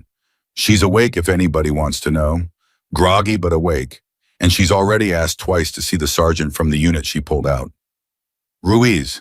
Harrison and Brooks looked at each other, and something passed between them, the same thing that had passed between them hours ago when Brooks had made the call to send her up the tower, except now it had a different color to it, relief instead of dread, you know. Get Ruiz over there, Brooks said. Eyes or shadow? The moment he's able. That man's been asking about her since the second he got behind cover. Let them see each other. They earned that. Diego Ruiz went to see Evelyn Carter that afternoon, and what passed between them Ruiz would never fully be able to explain to anyone, though. He'd try over the years to men who asked him about the night on the ridge. He walked into the recovery area, still moving like a man who'd run for his life, carrying another man still hollowed out and raw, and he found her propped up in a bed with her left arm strapped and her face pale and her eyes. When they found him exactly as clear and steady as they'd been on the tape she'd listened to in the command tent. Though of course he didn't know about that part, he only knew the voice on the radio and the shot that had saved them all. He stood at the foot of her bed and he didn't know what to say. This sergeant who always knew what to say, and Evelyn watched him struggle with it, and she took the weight off him, the way she'd taken the weight off Callahan by not dying on the net, the way she took weight off people as a reflex, as a way of being in the world. You held them together, she said. Her voice was thin, but it was hers. 6 hours under fire, 2 men down in a hole somebody was squeezing shut on you. and you kept 14 people alive long enough for me to do my part. You know that's the hard job, right? Mine was one afternoon. Yours was 6 hours. I just did the last piece. Ruiz's throat worked. Captain, with respect, that is the biggest pile of nonsense I have ever heard, and I have heard some world-class nonsense in this corps. His voice cracked and he let it. You climbed a tower everybody said was a grave. You did it with a bullet, ma'am. The pilot told us. You did the shot that saved Boyd and Ramirez and every man behind them after you were already hit. You waved off your own rescue bird so it wouldn't land somewhere hot. So you can talk all you want about your one afternoon, but I've got 14 people, 14, including 2 who'd be dead right now, and every single one of them is alive because of what you did on that tower. So don't do the thing where you make it small. Not to us, not to me. Evelyn was quiet for a moment. Something moved behind her eyes, something she didn't often let show. 14, she said softly, all 14. Both wounded. Both wounded, Hollis and Delgado. Hollis is going to walk again, they think. Delgado's already complaining, which the docs say is a good sign. Ruiz's mouth twitched toward a smile and then went serious again. They both know your name now. Everybody does. The whole unit. There's 14 men, Captain, who are going to say your name to their kids someday. That's not small. That's the opposite of small. And Evelyn Carter, who had spent a career being classified hidden unrecognized, who had made a peace long ago with the fact that the people she saved would mostly never know her name, looked at this sergeant who had just told her that 14 men would carry her name to their children, and for the second time in 12 hours, a single tear ran sideways across her face, and this time there was someone there to see it, and she let him see it because Diego Ruiz had earned that too. That's a good ending, she said, finally, her voice rough. Ruiz didn't understand what she meant, not exactly, but he understood enough. Ma'am, the beginning of a battle doesn't matter, Evelyn said, and there was the ghost of something almost like peace in it. I've said that a lot of times to a lot of people, usually people who were doubting themselves at the start of something hard. It's always been about them. First time I ever got to say it about my own. She looked at the ceiling. This one started with a major throwing a radio slip on a table and demanding they send a real warrior instead of me. I heard about that, by the way. Word travels. A faint smile. And it ended with 14 men who'll say my name to their kids. So, she closed her eyes the way the pilot had described, like setting down something heavy. The beginning didn't matter, just the ending. 14, that's the ending. I'll take it. When Ruiz came out of the recovery area, Harrison was waiting. He'd been waiting for an hour, though he'd have denied it if anyone asked, would have claimed he happened to be passing through. And Ruiz, who was a sergeant and therefore fluent in the small dishonesties officers told to protect their dignity, let him have it. How is she? Harrison asked. She's Carter, Ruiz said, which was already after one afternoon a complete answer, and Harrison understood it as one. She'll be fine, better than fine. And Major Ruiz hesitated, then decided the man could take it. She knows about the radio slip, the send a real warrior thing. She knows, Harrison closed his eyes for a second. Of course she does. She wasn't angry about it, if that helps. She smiled about it, actually. Said the beginning of a battle that doesn't matter, only the ending. Ruiz studied the older man's face. But if you're planning to say something to her, sir, if you're carrying some speech around about how wrong you were, I'd think about whether she needs to hear it or whether you need to say it. Because from where I was standing in that room, ma'am has already forgiven you for something she never even took personally. So the apology might be more for you than for her. It was an extraordinary thing for a sergeant to say to a major, and both of them knew it, and in any other circumstance it might have been a problem. But this was not any other circumstance. This was the morning after a night that had rearranged the rules, and Harrison, who had spent that night learning the difference between the situations where his judgment mattered and the situations where it would get people killed, recognized wisdom when it was handed to him even by a sergeant, even about himself. You're probably right, Harrison said, but I'm going to say it anyway. Not because she needs it, because I do. There's things a man has to say out loud, Sergeant, or they sit in him and rot. I called a woman a joke in front of 40 men, and then she nearly died, saving 14 of ours. And if I don't stand in front of her and own that with my own mouth, I'll carry it wrong for the rest of my life. She may not need the apology, but I need to have given it. There's a difference, and at my age, I've finally learned to tell them apart. Ruiz looked at him for a long moment and then he nodded one professional to another, one man who'd been changed by the night to another. Then she's awake, sir, he said. And I think whatever she says about not needing it, I think she'd rather hear it than not. People like her, the ones who take the weight off everybody else all the time, the ones who wave off their own rescue so nobody lands somewhere hot. He shook his head. Nobody ever takes the weight off them. Nobody ever tells them it mattered. So go tell her it mattered, Major. Not that you're sorry, that it mattered. That's the thing she probably never gets to hear. And Blake Harrison, who had walked into the previous evening as the most certain man in the room and would walk out of the next hour as something humbler and larger, stood outside the recovery area, gathering himself to go say to a wounded captain the truest thing he had ever needed to say to anyone. While inside, Evelyn Carter lay with her eyes closed and her arms strapped and 14 men's futures resting quiet in her chest, like a debt finally fully paid. And the word she kept turning over, the word that was better than any medal they could pin on her. The word that was the whole ending she'd been waiting her entire hidden career to earn, was the simplest one there was. 14, Harrison stood outside the recovery area for a full 2 minutes before he went in, and Ruiz, watching from down the corridor, understood exactly what those 2 minutes were because he'd spent them himself outside more doors than he could count. They were the 2 minutes a man spends deciding whether he's going in there to say the thing or to say a smaller, safer version of the thing that will let him keep some of his pride.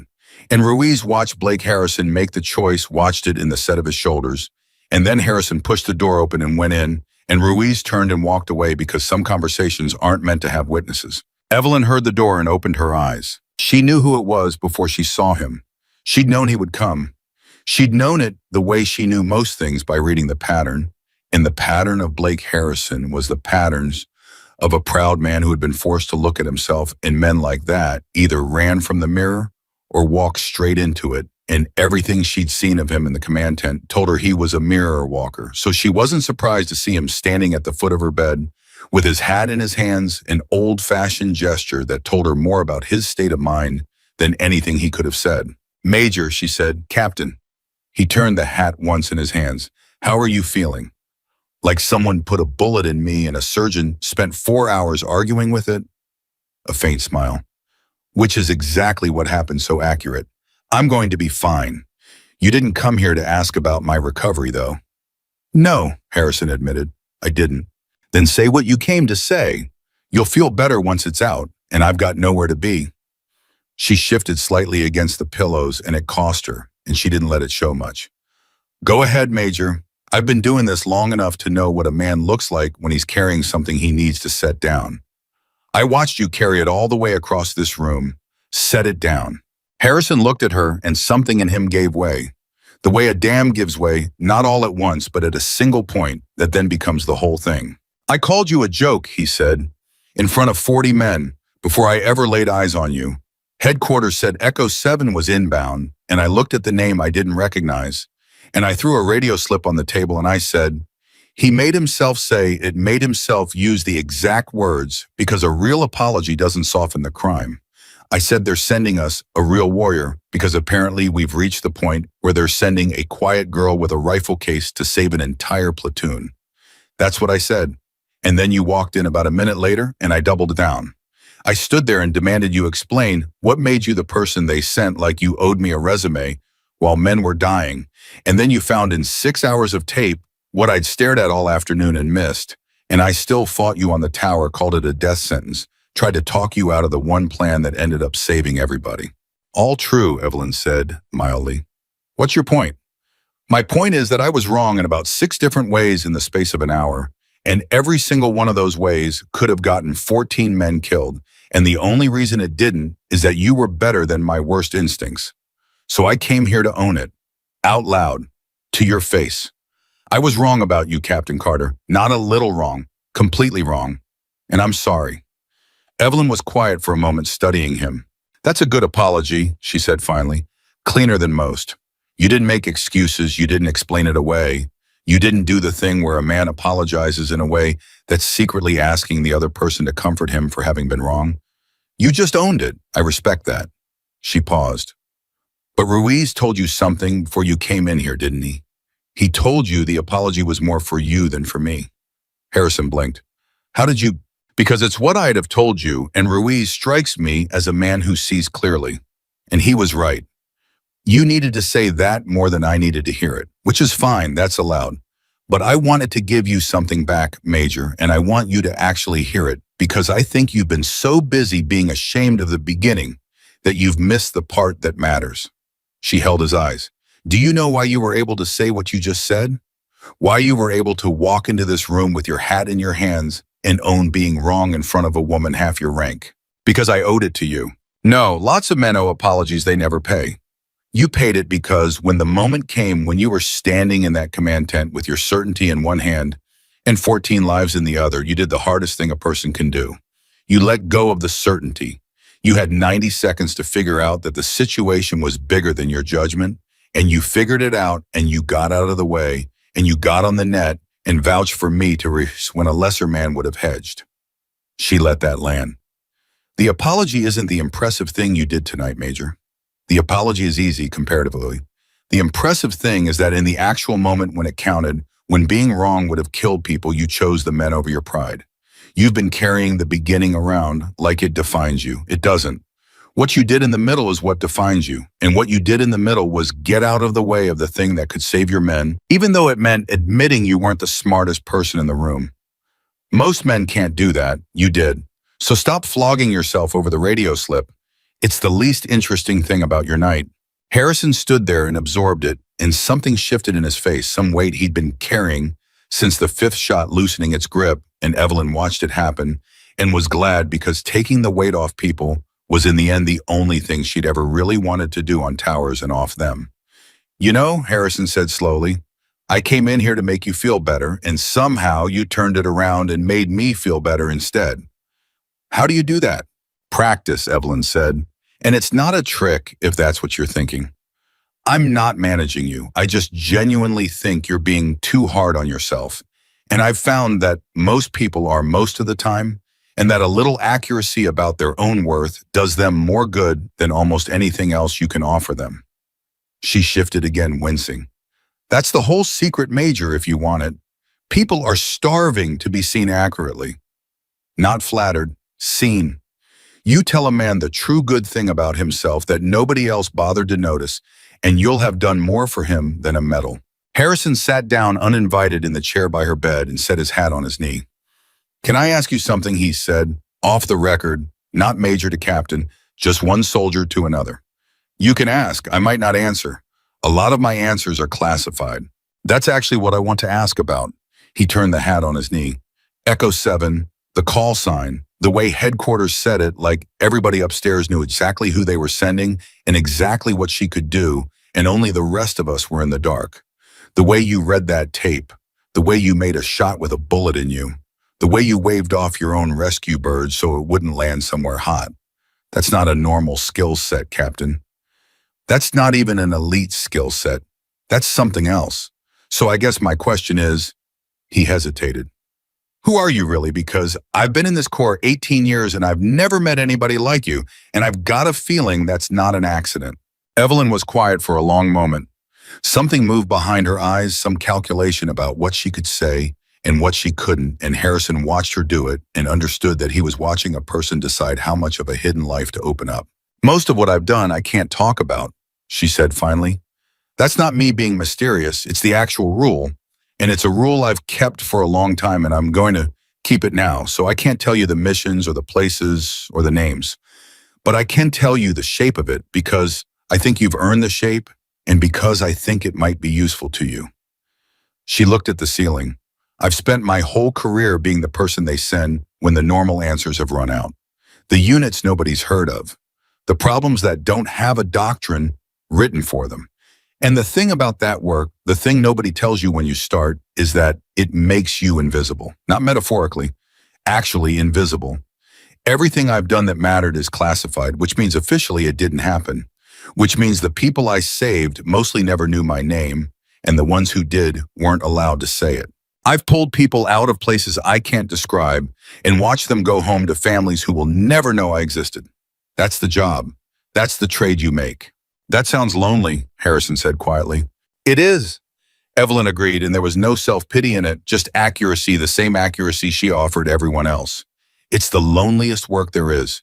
You give everything, and the giving is invisible, and you make your peace with that, or you don't survive it. I made my peace with it a long time ago. I told myself that people mattered more than the recognition, and I believed it, and it was true, and it got me through.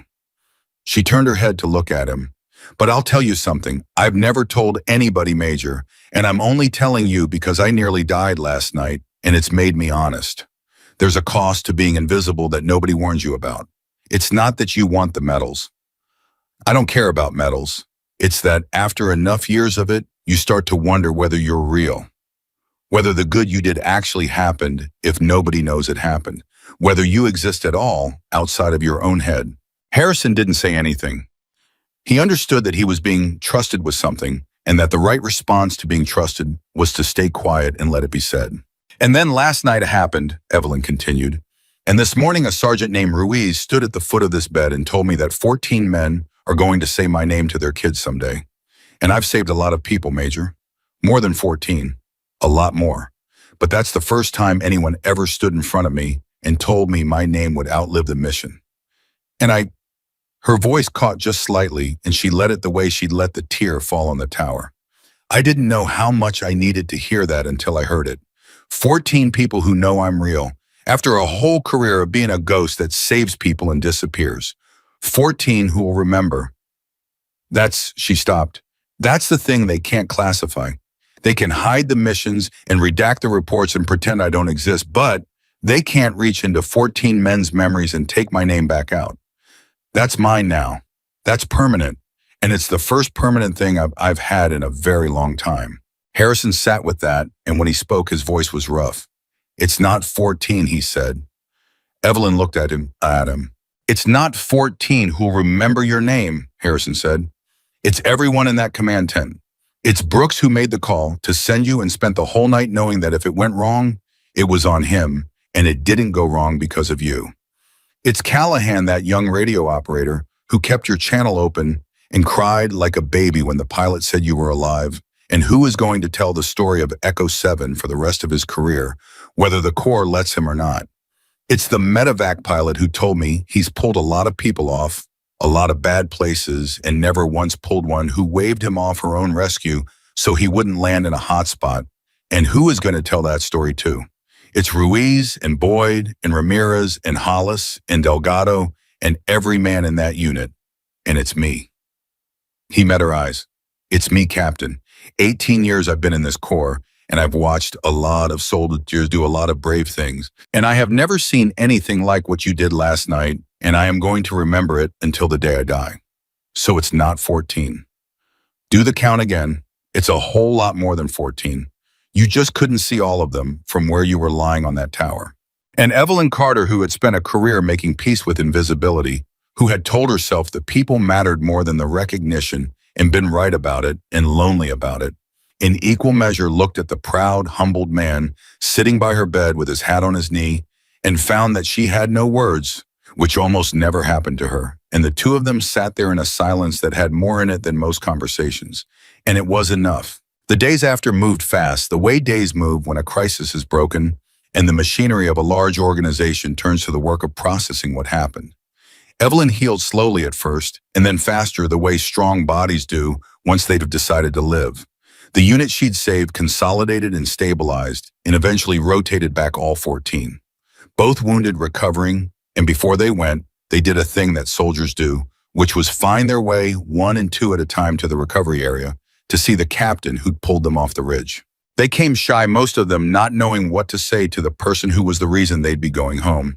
And Evelyn received each of them with the same accuracy she gave everyone, finding the true good thing about each one and handing it to them so that they left feeling not smaller in the presence of what she'd done, but somehow larger, seen real. Boyd came and couldn't get a full sentence out, and she told him she'd watched him hold the mouth of that drawer open under fire when a lesser man would have run, and that Ramirez was alive because of it, and that holding a door open for other people to escape through was the truest kind of courage there was, and Boyd walked out standing 3 inches taller.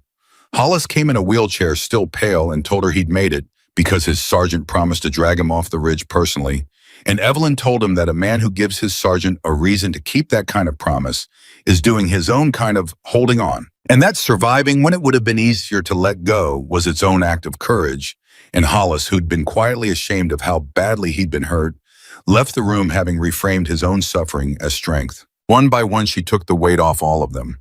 It was, Ruiz observed to Harrison, the strangest thing he'd ever seen: a wounded woman in a hospital bed making 14 exhausted Marines feel like heroes, when by any accounting she was the only hero in the building. "She can't help it," Harrison said.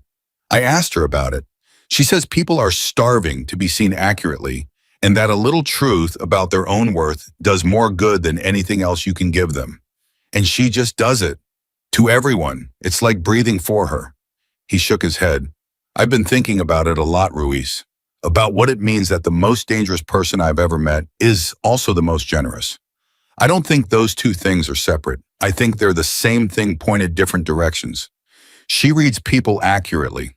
She read that enemy commander accurately enough to break him with one shot, and she reads a scared 19-year-old accurately enough to hand him back his dignity. Same skill, same gift, just aimed different. The truth about Echo 7 spread the way these things spread in an organization built on stories quietly and then not quietly through the channels that official secrecy could never fully close. People who weren't cleared to know the details knew the shape of it anyway, the way Harrison had known the shape before Evelyn confirmed it. A captain nobody recognized sent from the dark who read 6 hours of radio tape and found the pattern. Everyone else had missed who climbed a tower. Everyone called a grave who took a bullet and finished the shot anyway. Who waved off her own rescue, who saved 14 and never once made it about herself. Colonel Brooks, who had made the call to send her up that tower and carried the weight of it through the longest night of his command, found her before she rotated out to a facility where she'd finish her recovery. And what he said to her, he'd meant to keep short and professional, and it didn't stay short and professional. "I've commanded soldiers for a long time," Brooks said, standing by her bed the way Harrison had, the way Ruiz had, the way they all did, drawn to her like she was a fixed point.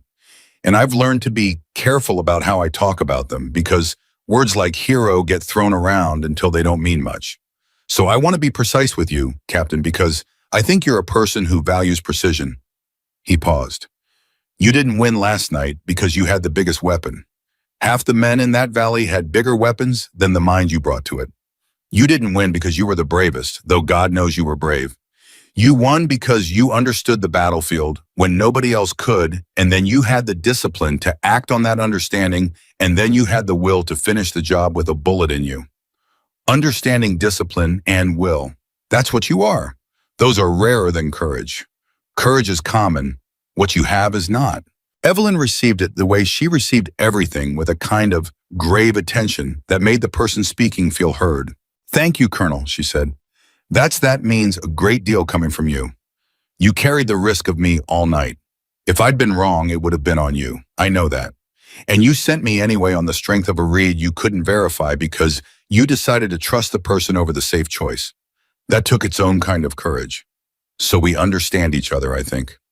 We both know what it costs to act on a certainty other people can't see." Brooks almost smiled. "You know, Harrison said something similar about you. That the dangerous thing and the generous thing about you are the same thing pointed different directions." "Harrison's smarter than he lets himself believe," Evelyn said. "Most proud men are. The pride's usually covering up a mind that sees too much and doesn't know what to do with it." She looked at Brooks. "Take care of him, Colonel. He learned something last night that a lot of men never learn, which is the difference between the moments when their judgment is the most valuable thing in the room and the moments when it'll get people killed. That's a rare thing to learn, and it's a fragile thing, and men can unlearn it if the people around them let them slide back into certainty. Don't let him slide back. He's better than he knows, and last night proved it, and it would be a shame to lose that." Brooks looked at her for a long moment. "You've known the man for a few days, and you're already managing his development like you're going to be responsible for it." "I take the weight off people," Evelyn said simply. "It's what I do, on towers and off them. Harrison's carrying less now than he was 3 days ago, and I'd like it to stay that way after I'm gone, and you're the one who'll be here, so I'm handing you the thread. That's all." She shifted against the pillows. "Somebody has to keep an eye on the good ones. Might as well be the colonel who was smart enough to trust a stranger with 14 lives. The day she rotated out, they came to see her off, the ones who could. Brooks, formal and grave.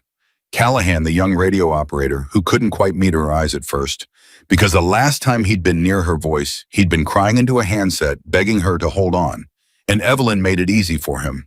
The way she made everything easy, telling him that a man who keeps a channel open and keeps talking to a soldier he thinks might be dying, who refuses to give up on the silence, is doing the most important job on any battlefield, which is refusing to let anyone face the dark alone. Callahan left that conversation changed the way they all did. And Harrison came last. He didn't have his hat in his hands this time.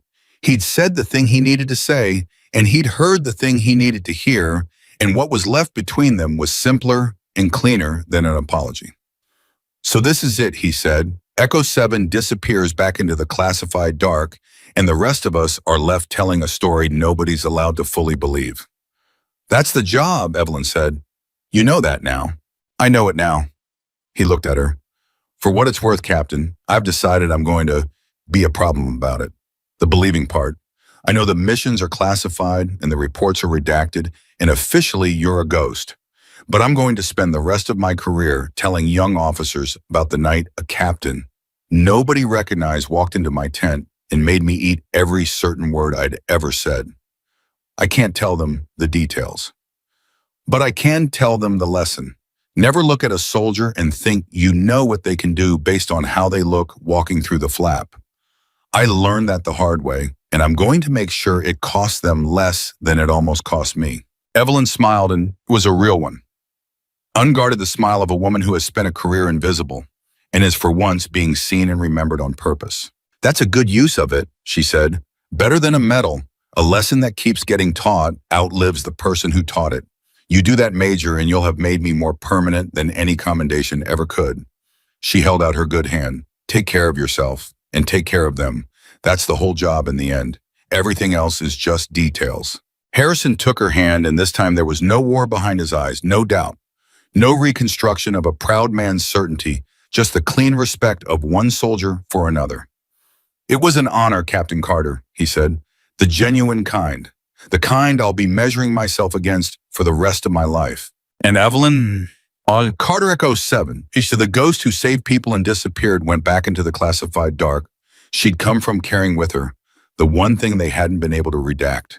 The one permanent thing, the memory of 14 men in a command tent full of soldiers who knew now and forever exactly how real she was and exactly what a warrior actually looked like when one finally walked through the flap carrying nothing but a rifle case and a truth.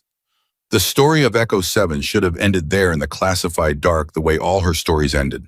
But this one didn't, and the reason it didn't had a name, and the name was Blake Harrison, who had made himself a promise on the day she rotated out and who was above all the things he'd learned to be a man who kept promises. It started small the way these things do. 8 months after the Ridge, Harrison stood in front of a room full of young officers at a training command hedge far from any battlefield, and he was supposed to be teaching them about reconnaissance and situational assessment, and he was doing it badly because the material was dry and the officers were bored, and he could feel the whole room sliding toward the glazed-over indifference that kills learning. And somewhere in the middle of a slide about intelligence integration, Blake Harrison stopped talking and set down his notes and did the thing he'd promised a wounded captain he would do. "I want to tell you about a night," he said. "I can't tell you where and I can't tell you when, and I can't tell you the name of the person I'm about to describe because all of it is classified and it's going to stay classified. But I can tell you the shape of it, and I can tell you the lesson, and if you remember nothing else I say in this entire course, I want you to remember this." The room came awake. There's a thing that happens when a man who's been going through the motions suddenly means what he's saying, and every officer in that room felt it. "There was a captain," Harrison said, "sent to my position when everything had already gone wrong. 14 of our people trapped ammunition, gone comms, failing, 3 rescue attempts turned back. And when headquarters told me help was coming and I saw who they'd sent, I laughed. I stood in front of 40 men and I laughed and I said, they're sending us a real warrior because we've reached the point where they send a quiet person with a rifle case to save an entire platoon." He let that sit. "I want you to understand who I was in that moment," he said. "I had 18 years in, 3 deployments. I could read a soldier in 10 seconds, or I thought I could. I looked at this captain walking into my command tent carrying almost nothing, and I decided in about 1 second that I knew exactly what I was looking at, and I was completely catastrophically wrong. Because that captain sat down with 6 hours of radio tape that I had personally stared at all afternoon, and in 11 minutes found the thing that was killing us that I had missed entirely. The enemy wasn't overwhelming us. They were hurting us. There was an observer, one person running the whole operation from a blind angle, and my captain heard it in the voices on the tape, heard it in the pattern of how our men were moving, and reached a conclusion so precise and so correct that it turned a massacre into a rescue. A young lieutenant in the front row had stopped taking notes and was just listening. That captain climbed a tower we'd all written off as a grave. Harrison went on, and his voice had changed, gone quiet and intent. Alone off the radio, took a bullet doing it, and finished the shot anyway, cleared the escape route for our people while bleeding out on the concrete. Waved off the medevac so it wouldn't land somewhere hot. 14 people came home who should have died, and the first thing that captain asked, the very first thing conscious on a helicopter with a bullet just out, was whether all 14 had made it. Not a word about the wound, just the 14. He looked around the room. So here's the lesson, and I want you to write it down because it cost me almost everything to learn it, and I'm giving it to you for free. You will walk into rooms your whole career and see people, and your brain will tell you it knows what they can do based on how they look, how they talk, how they carry themselves, whether they match the picture in your head of what a warrior is supposed to be. And your brain will be confident, and your brain will be fast, and sometimes your brain will be dead wrong.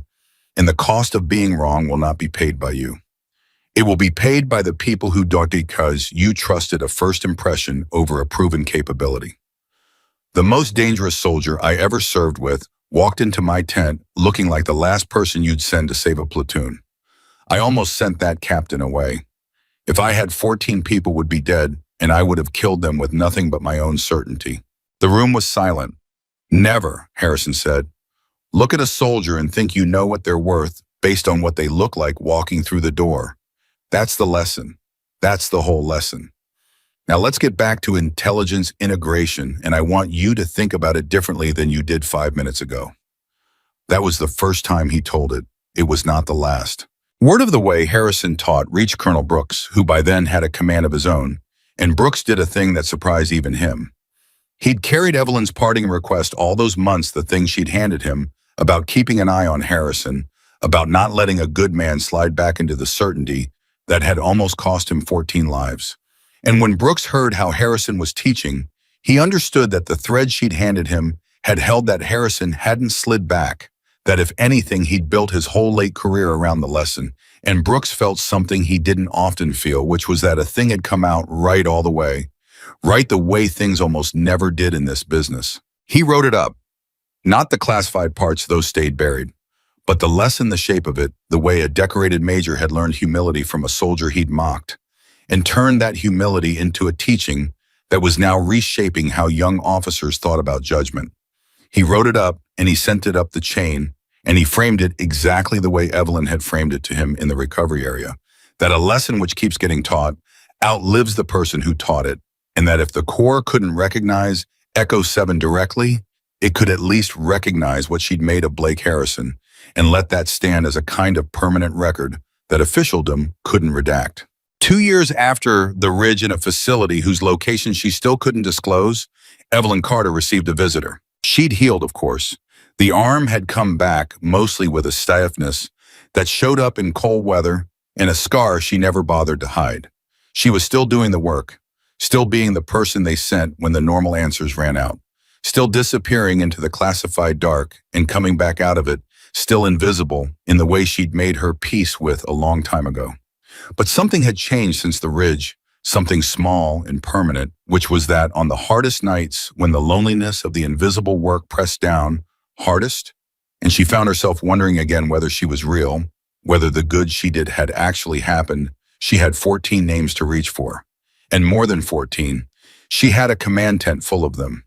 And that had turned out to be enough, the difference between a person who wonders if they exist and a person who knows for certain that somewhere out there a whole room of people carries proof. The visitor was Diego Ruiz. He was a gunnery sergeant now, older, harder, with lines around his eyes that hadn't been there on the ridge, and he stood in the doorway the way he'd stood at the foot of her bed 2 years before, not quite knowing what to say, and Evelyn made it easy for him the way she always had. "Gunny," she said, "they let you in here. That took some doing." Took a lot of doing, ma'am. Called in about 6 favors and lied to 2 people I probably shouldn't have lied to." He came in turning his cover in his hands. "But I had to. I've been carrying something for 2 years, and I finally figured out I wasn't going to be able to set it down until I said it to your face." "Then say it. You know I've got nowhere to be." A faint smile, the old one. "And you know I've never met a weight I couldn't help a man set down." Ruiz's throat worked the way it had 2 years ago. "Hollis walks now," he said. "Full recovery. He's got a limp in the rain, but he walks, and he's out, and he's got a wife and a kid on the way. Name the kid if it's a girl," his voice caught. "He's naming her Eve, told me himself. Said he doesn't know your first name. None of us do, but Echo 7 starts with an E, and Eve was the closest he could get, and he wanted his daughter to carry a piece of the person who's the reason he's alive to have her." Ruiz stopped gathering himself. "Delgado's out too. Boyd's a corporal doing well-mouthy as ever. Ramirez re-upped. All 14 of us made it home, ma'am, and all 14 of us are still here, 2 years on living lives we wouldn't have had. And I needed you to know that. Not just that we survived the ridge, that we lived. 2 whole years of living and counting all 14 of us, and every day of it is yours." Evelyn Carter, who had spent a career making peace with never knowing what became of the people she saved, who had trained herself not to wonder because wondering was a door to a grief the work couldn't afford, sat very still and let Diego Ruiz hand her the thing she had never once been given in all her years of hidden service, which was the after. The knowledge of what her sacrifice had grown into. 14 lives still being lived 2 years on, a daughter named for her, and she found that her eyes were wet and she didn't fight it because Ruiz had crossed a continent and burned 6 favors to bring her this, and the least she could do was let him see that it landed. "A girl named Eve," she said softly. "If it's a girl, Hollis is convinced it is. Says he can feel it." Ruiz smiled through the emotion. "So now there's going to be a whole other person walking around with a piece of you in her name, ma'am. And she's going to grow up, and someday somebody's going to ask her why she's called Eve, and Hollis is going to tell her the story, the parts he's allowed to tell. And that's," he shook his head, "that's forever now. You're in that family forever. They can classify whatever they want. They can't classify a little girl's name." And there it was, the thing Evelyn had said to Harrison in the recovery area 2 years before come back to her, transformed and made larger than she'd ever imagined it. "They can hide the missions and redact the reports and pretend I don't exist," she'd said, "but they can't reach into 14 men's memories and take my name back out." She'd thought that was the ceiling of it, the most permanence a ghost like her could hope for. And now Ruiz was telling her it hadn't stopped at memory. It had grown. It had become a name a child would carry into a future Evelyn would never see, a future that existed at all, only because a captain nobody recognized had climbed a tower everyone called a grave. "Gunny," she said, and her voice was thick, "do you know what you just did? Set down a weight, I hope, ma'am. You did the opposite of what everyone does with me. Every mission I save people and they go home and I never know. The door closes, the report gets redacted.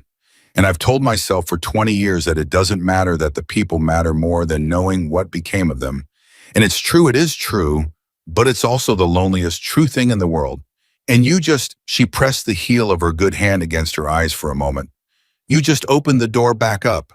You came all this way to tell me the after. Nobody's ever given me the after. In 20 years, nobody's ever come back and told me the people I saved went on to live." Ruiz stood very still. "Then I'm glad I lied to those 2 people, he said quietly. "Ma'am, permission to speak all the way freely. Granted, God knows you've earned it.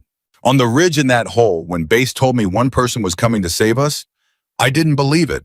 I want you to know that.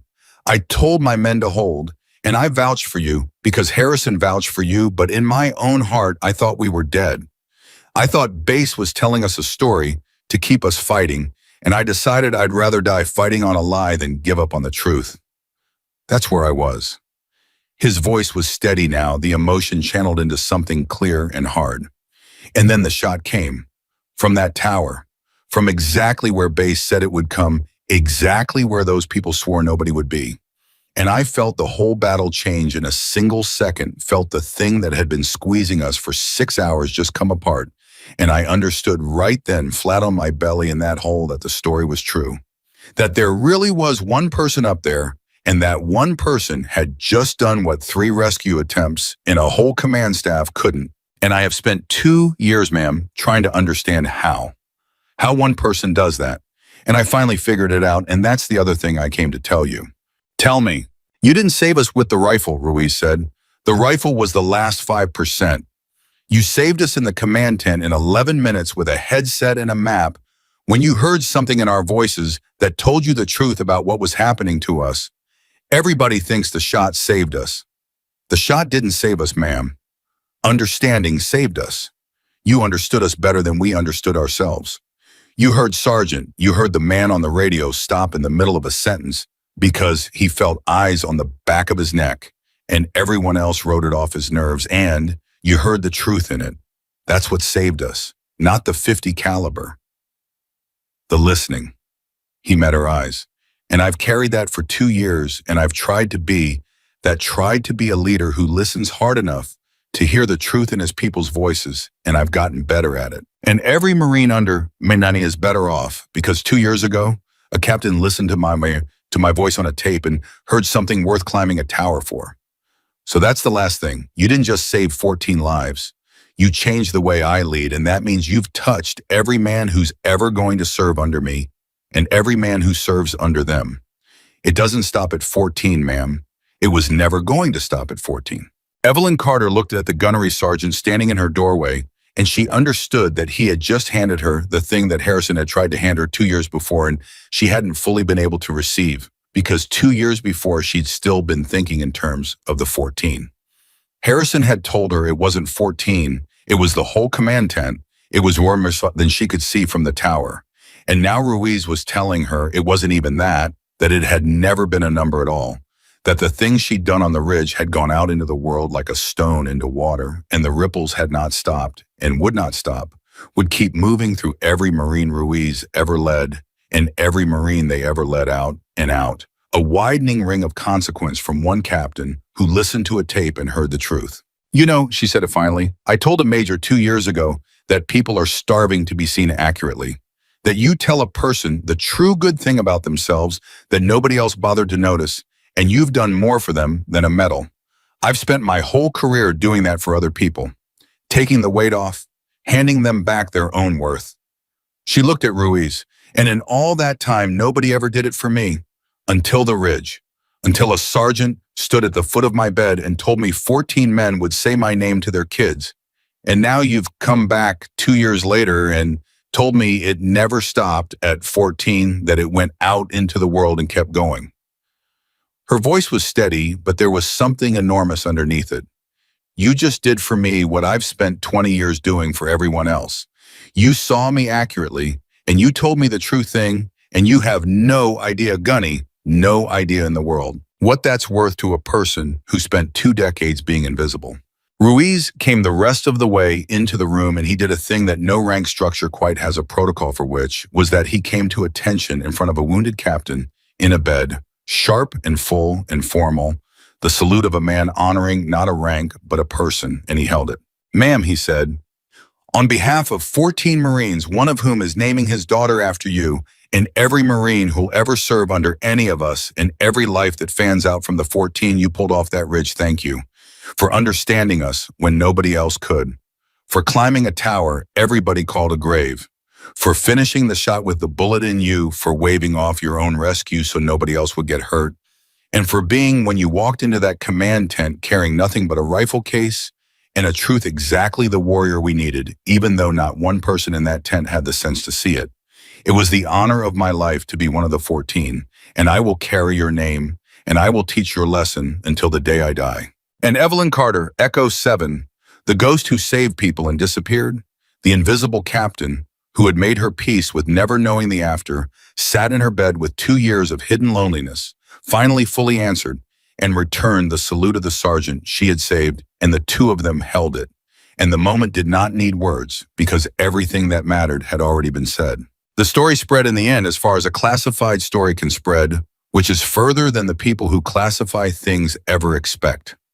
It moved through the channels that secrecy can't close, the ones made of soldiers, telling soldiers the ones made of lessons taught, and retaught the ones made of a major who never again let a young officer believe they could read a warrior's worth off their appearance.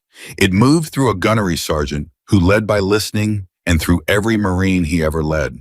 It moved through a girl named Eve who grew up asking why, and getting the answer, the parts of it that could be told. It moved through a command tent full of men who had watched a stranger walk in out of the dark and turn certain death into 14 lives, and who never any of them forgot it. And the man who had thrown a radio slip on a table and demanded they send a real warrior spent the rest of his career teaching young soldiers the truest thing he ever learned, which was that a real warrior almost never looks the way you expect, and that the person you are most tempted to underestimate is very often the only one who truly understands how to bring everyone home. Because courage does not always arrive loudly. Sometimes it walks in silently, carrying almost nothing, saying almost nothing, and it listens to the voices everyone else ignored, and it hears the truth, and it climbs the tower. Everyone else called a grave, and it holds the line no one believed could be held. Evelyn Carter was that warrior. She was underestimated, and she was doubted, and she was mocked in front of 40 men before she ever fired a shot. And when the night was over, 14 Marines were alive. A proud man was forever changed. A little girl carried her name into a future she would never see. And every single person who had ever laughed at the quiet captain with the rifle case understood beyond any doubt that would ever trouble them again exactly what a warrior truly is. The doubters were wrong. The silent girl was the strongest one in the valley, and she brought every last one of them home.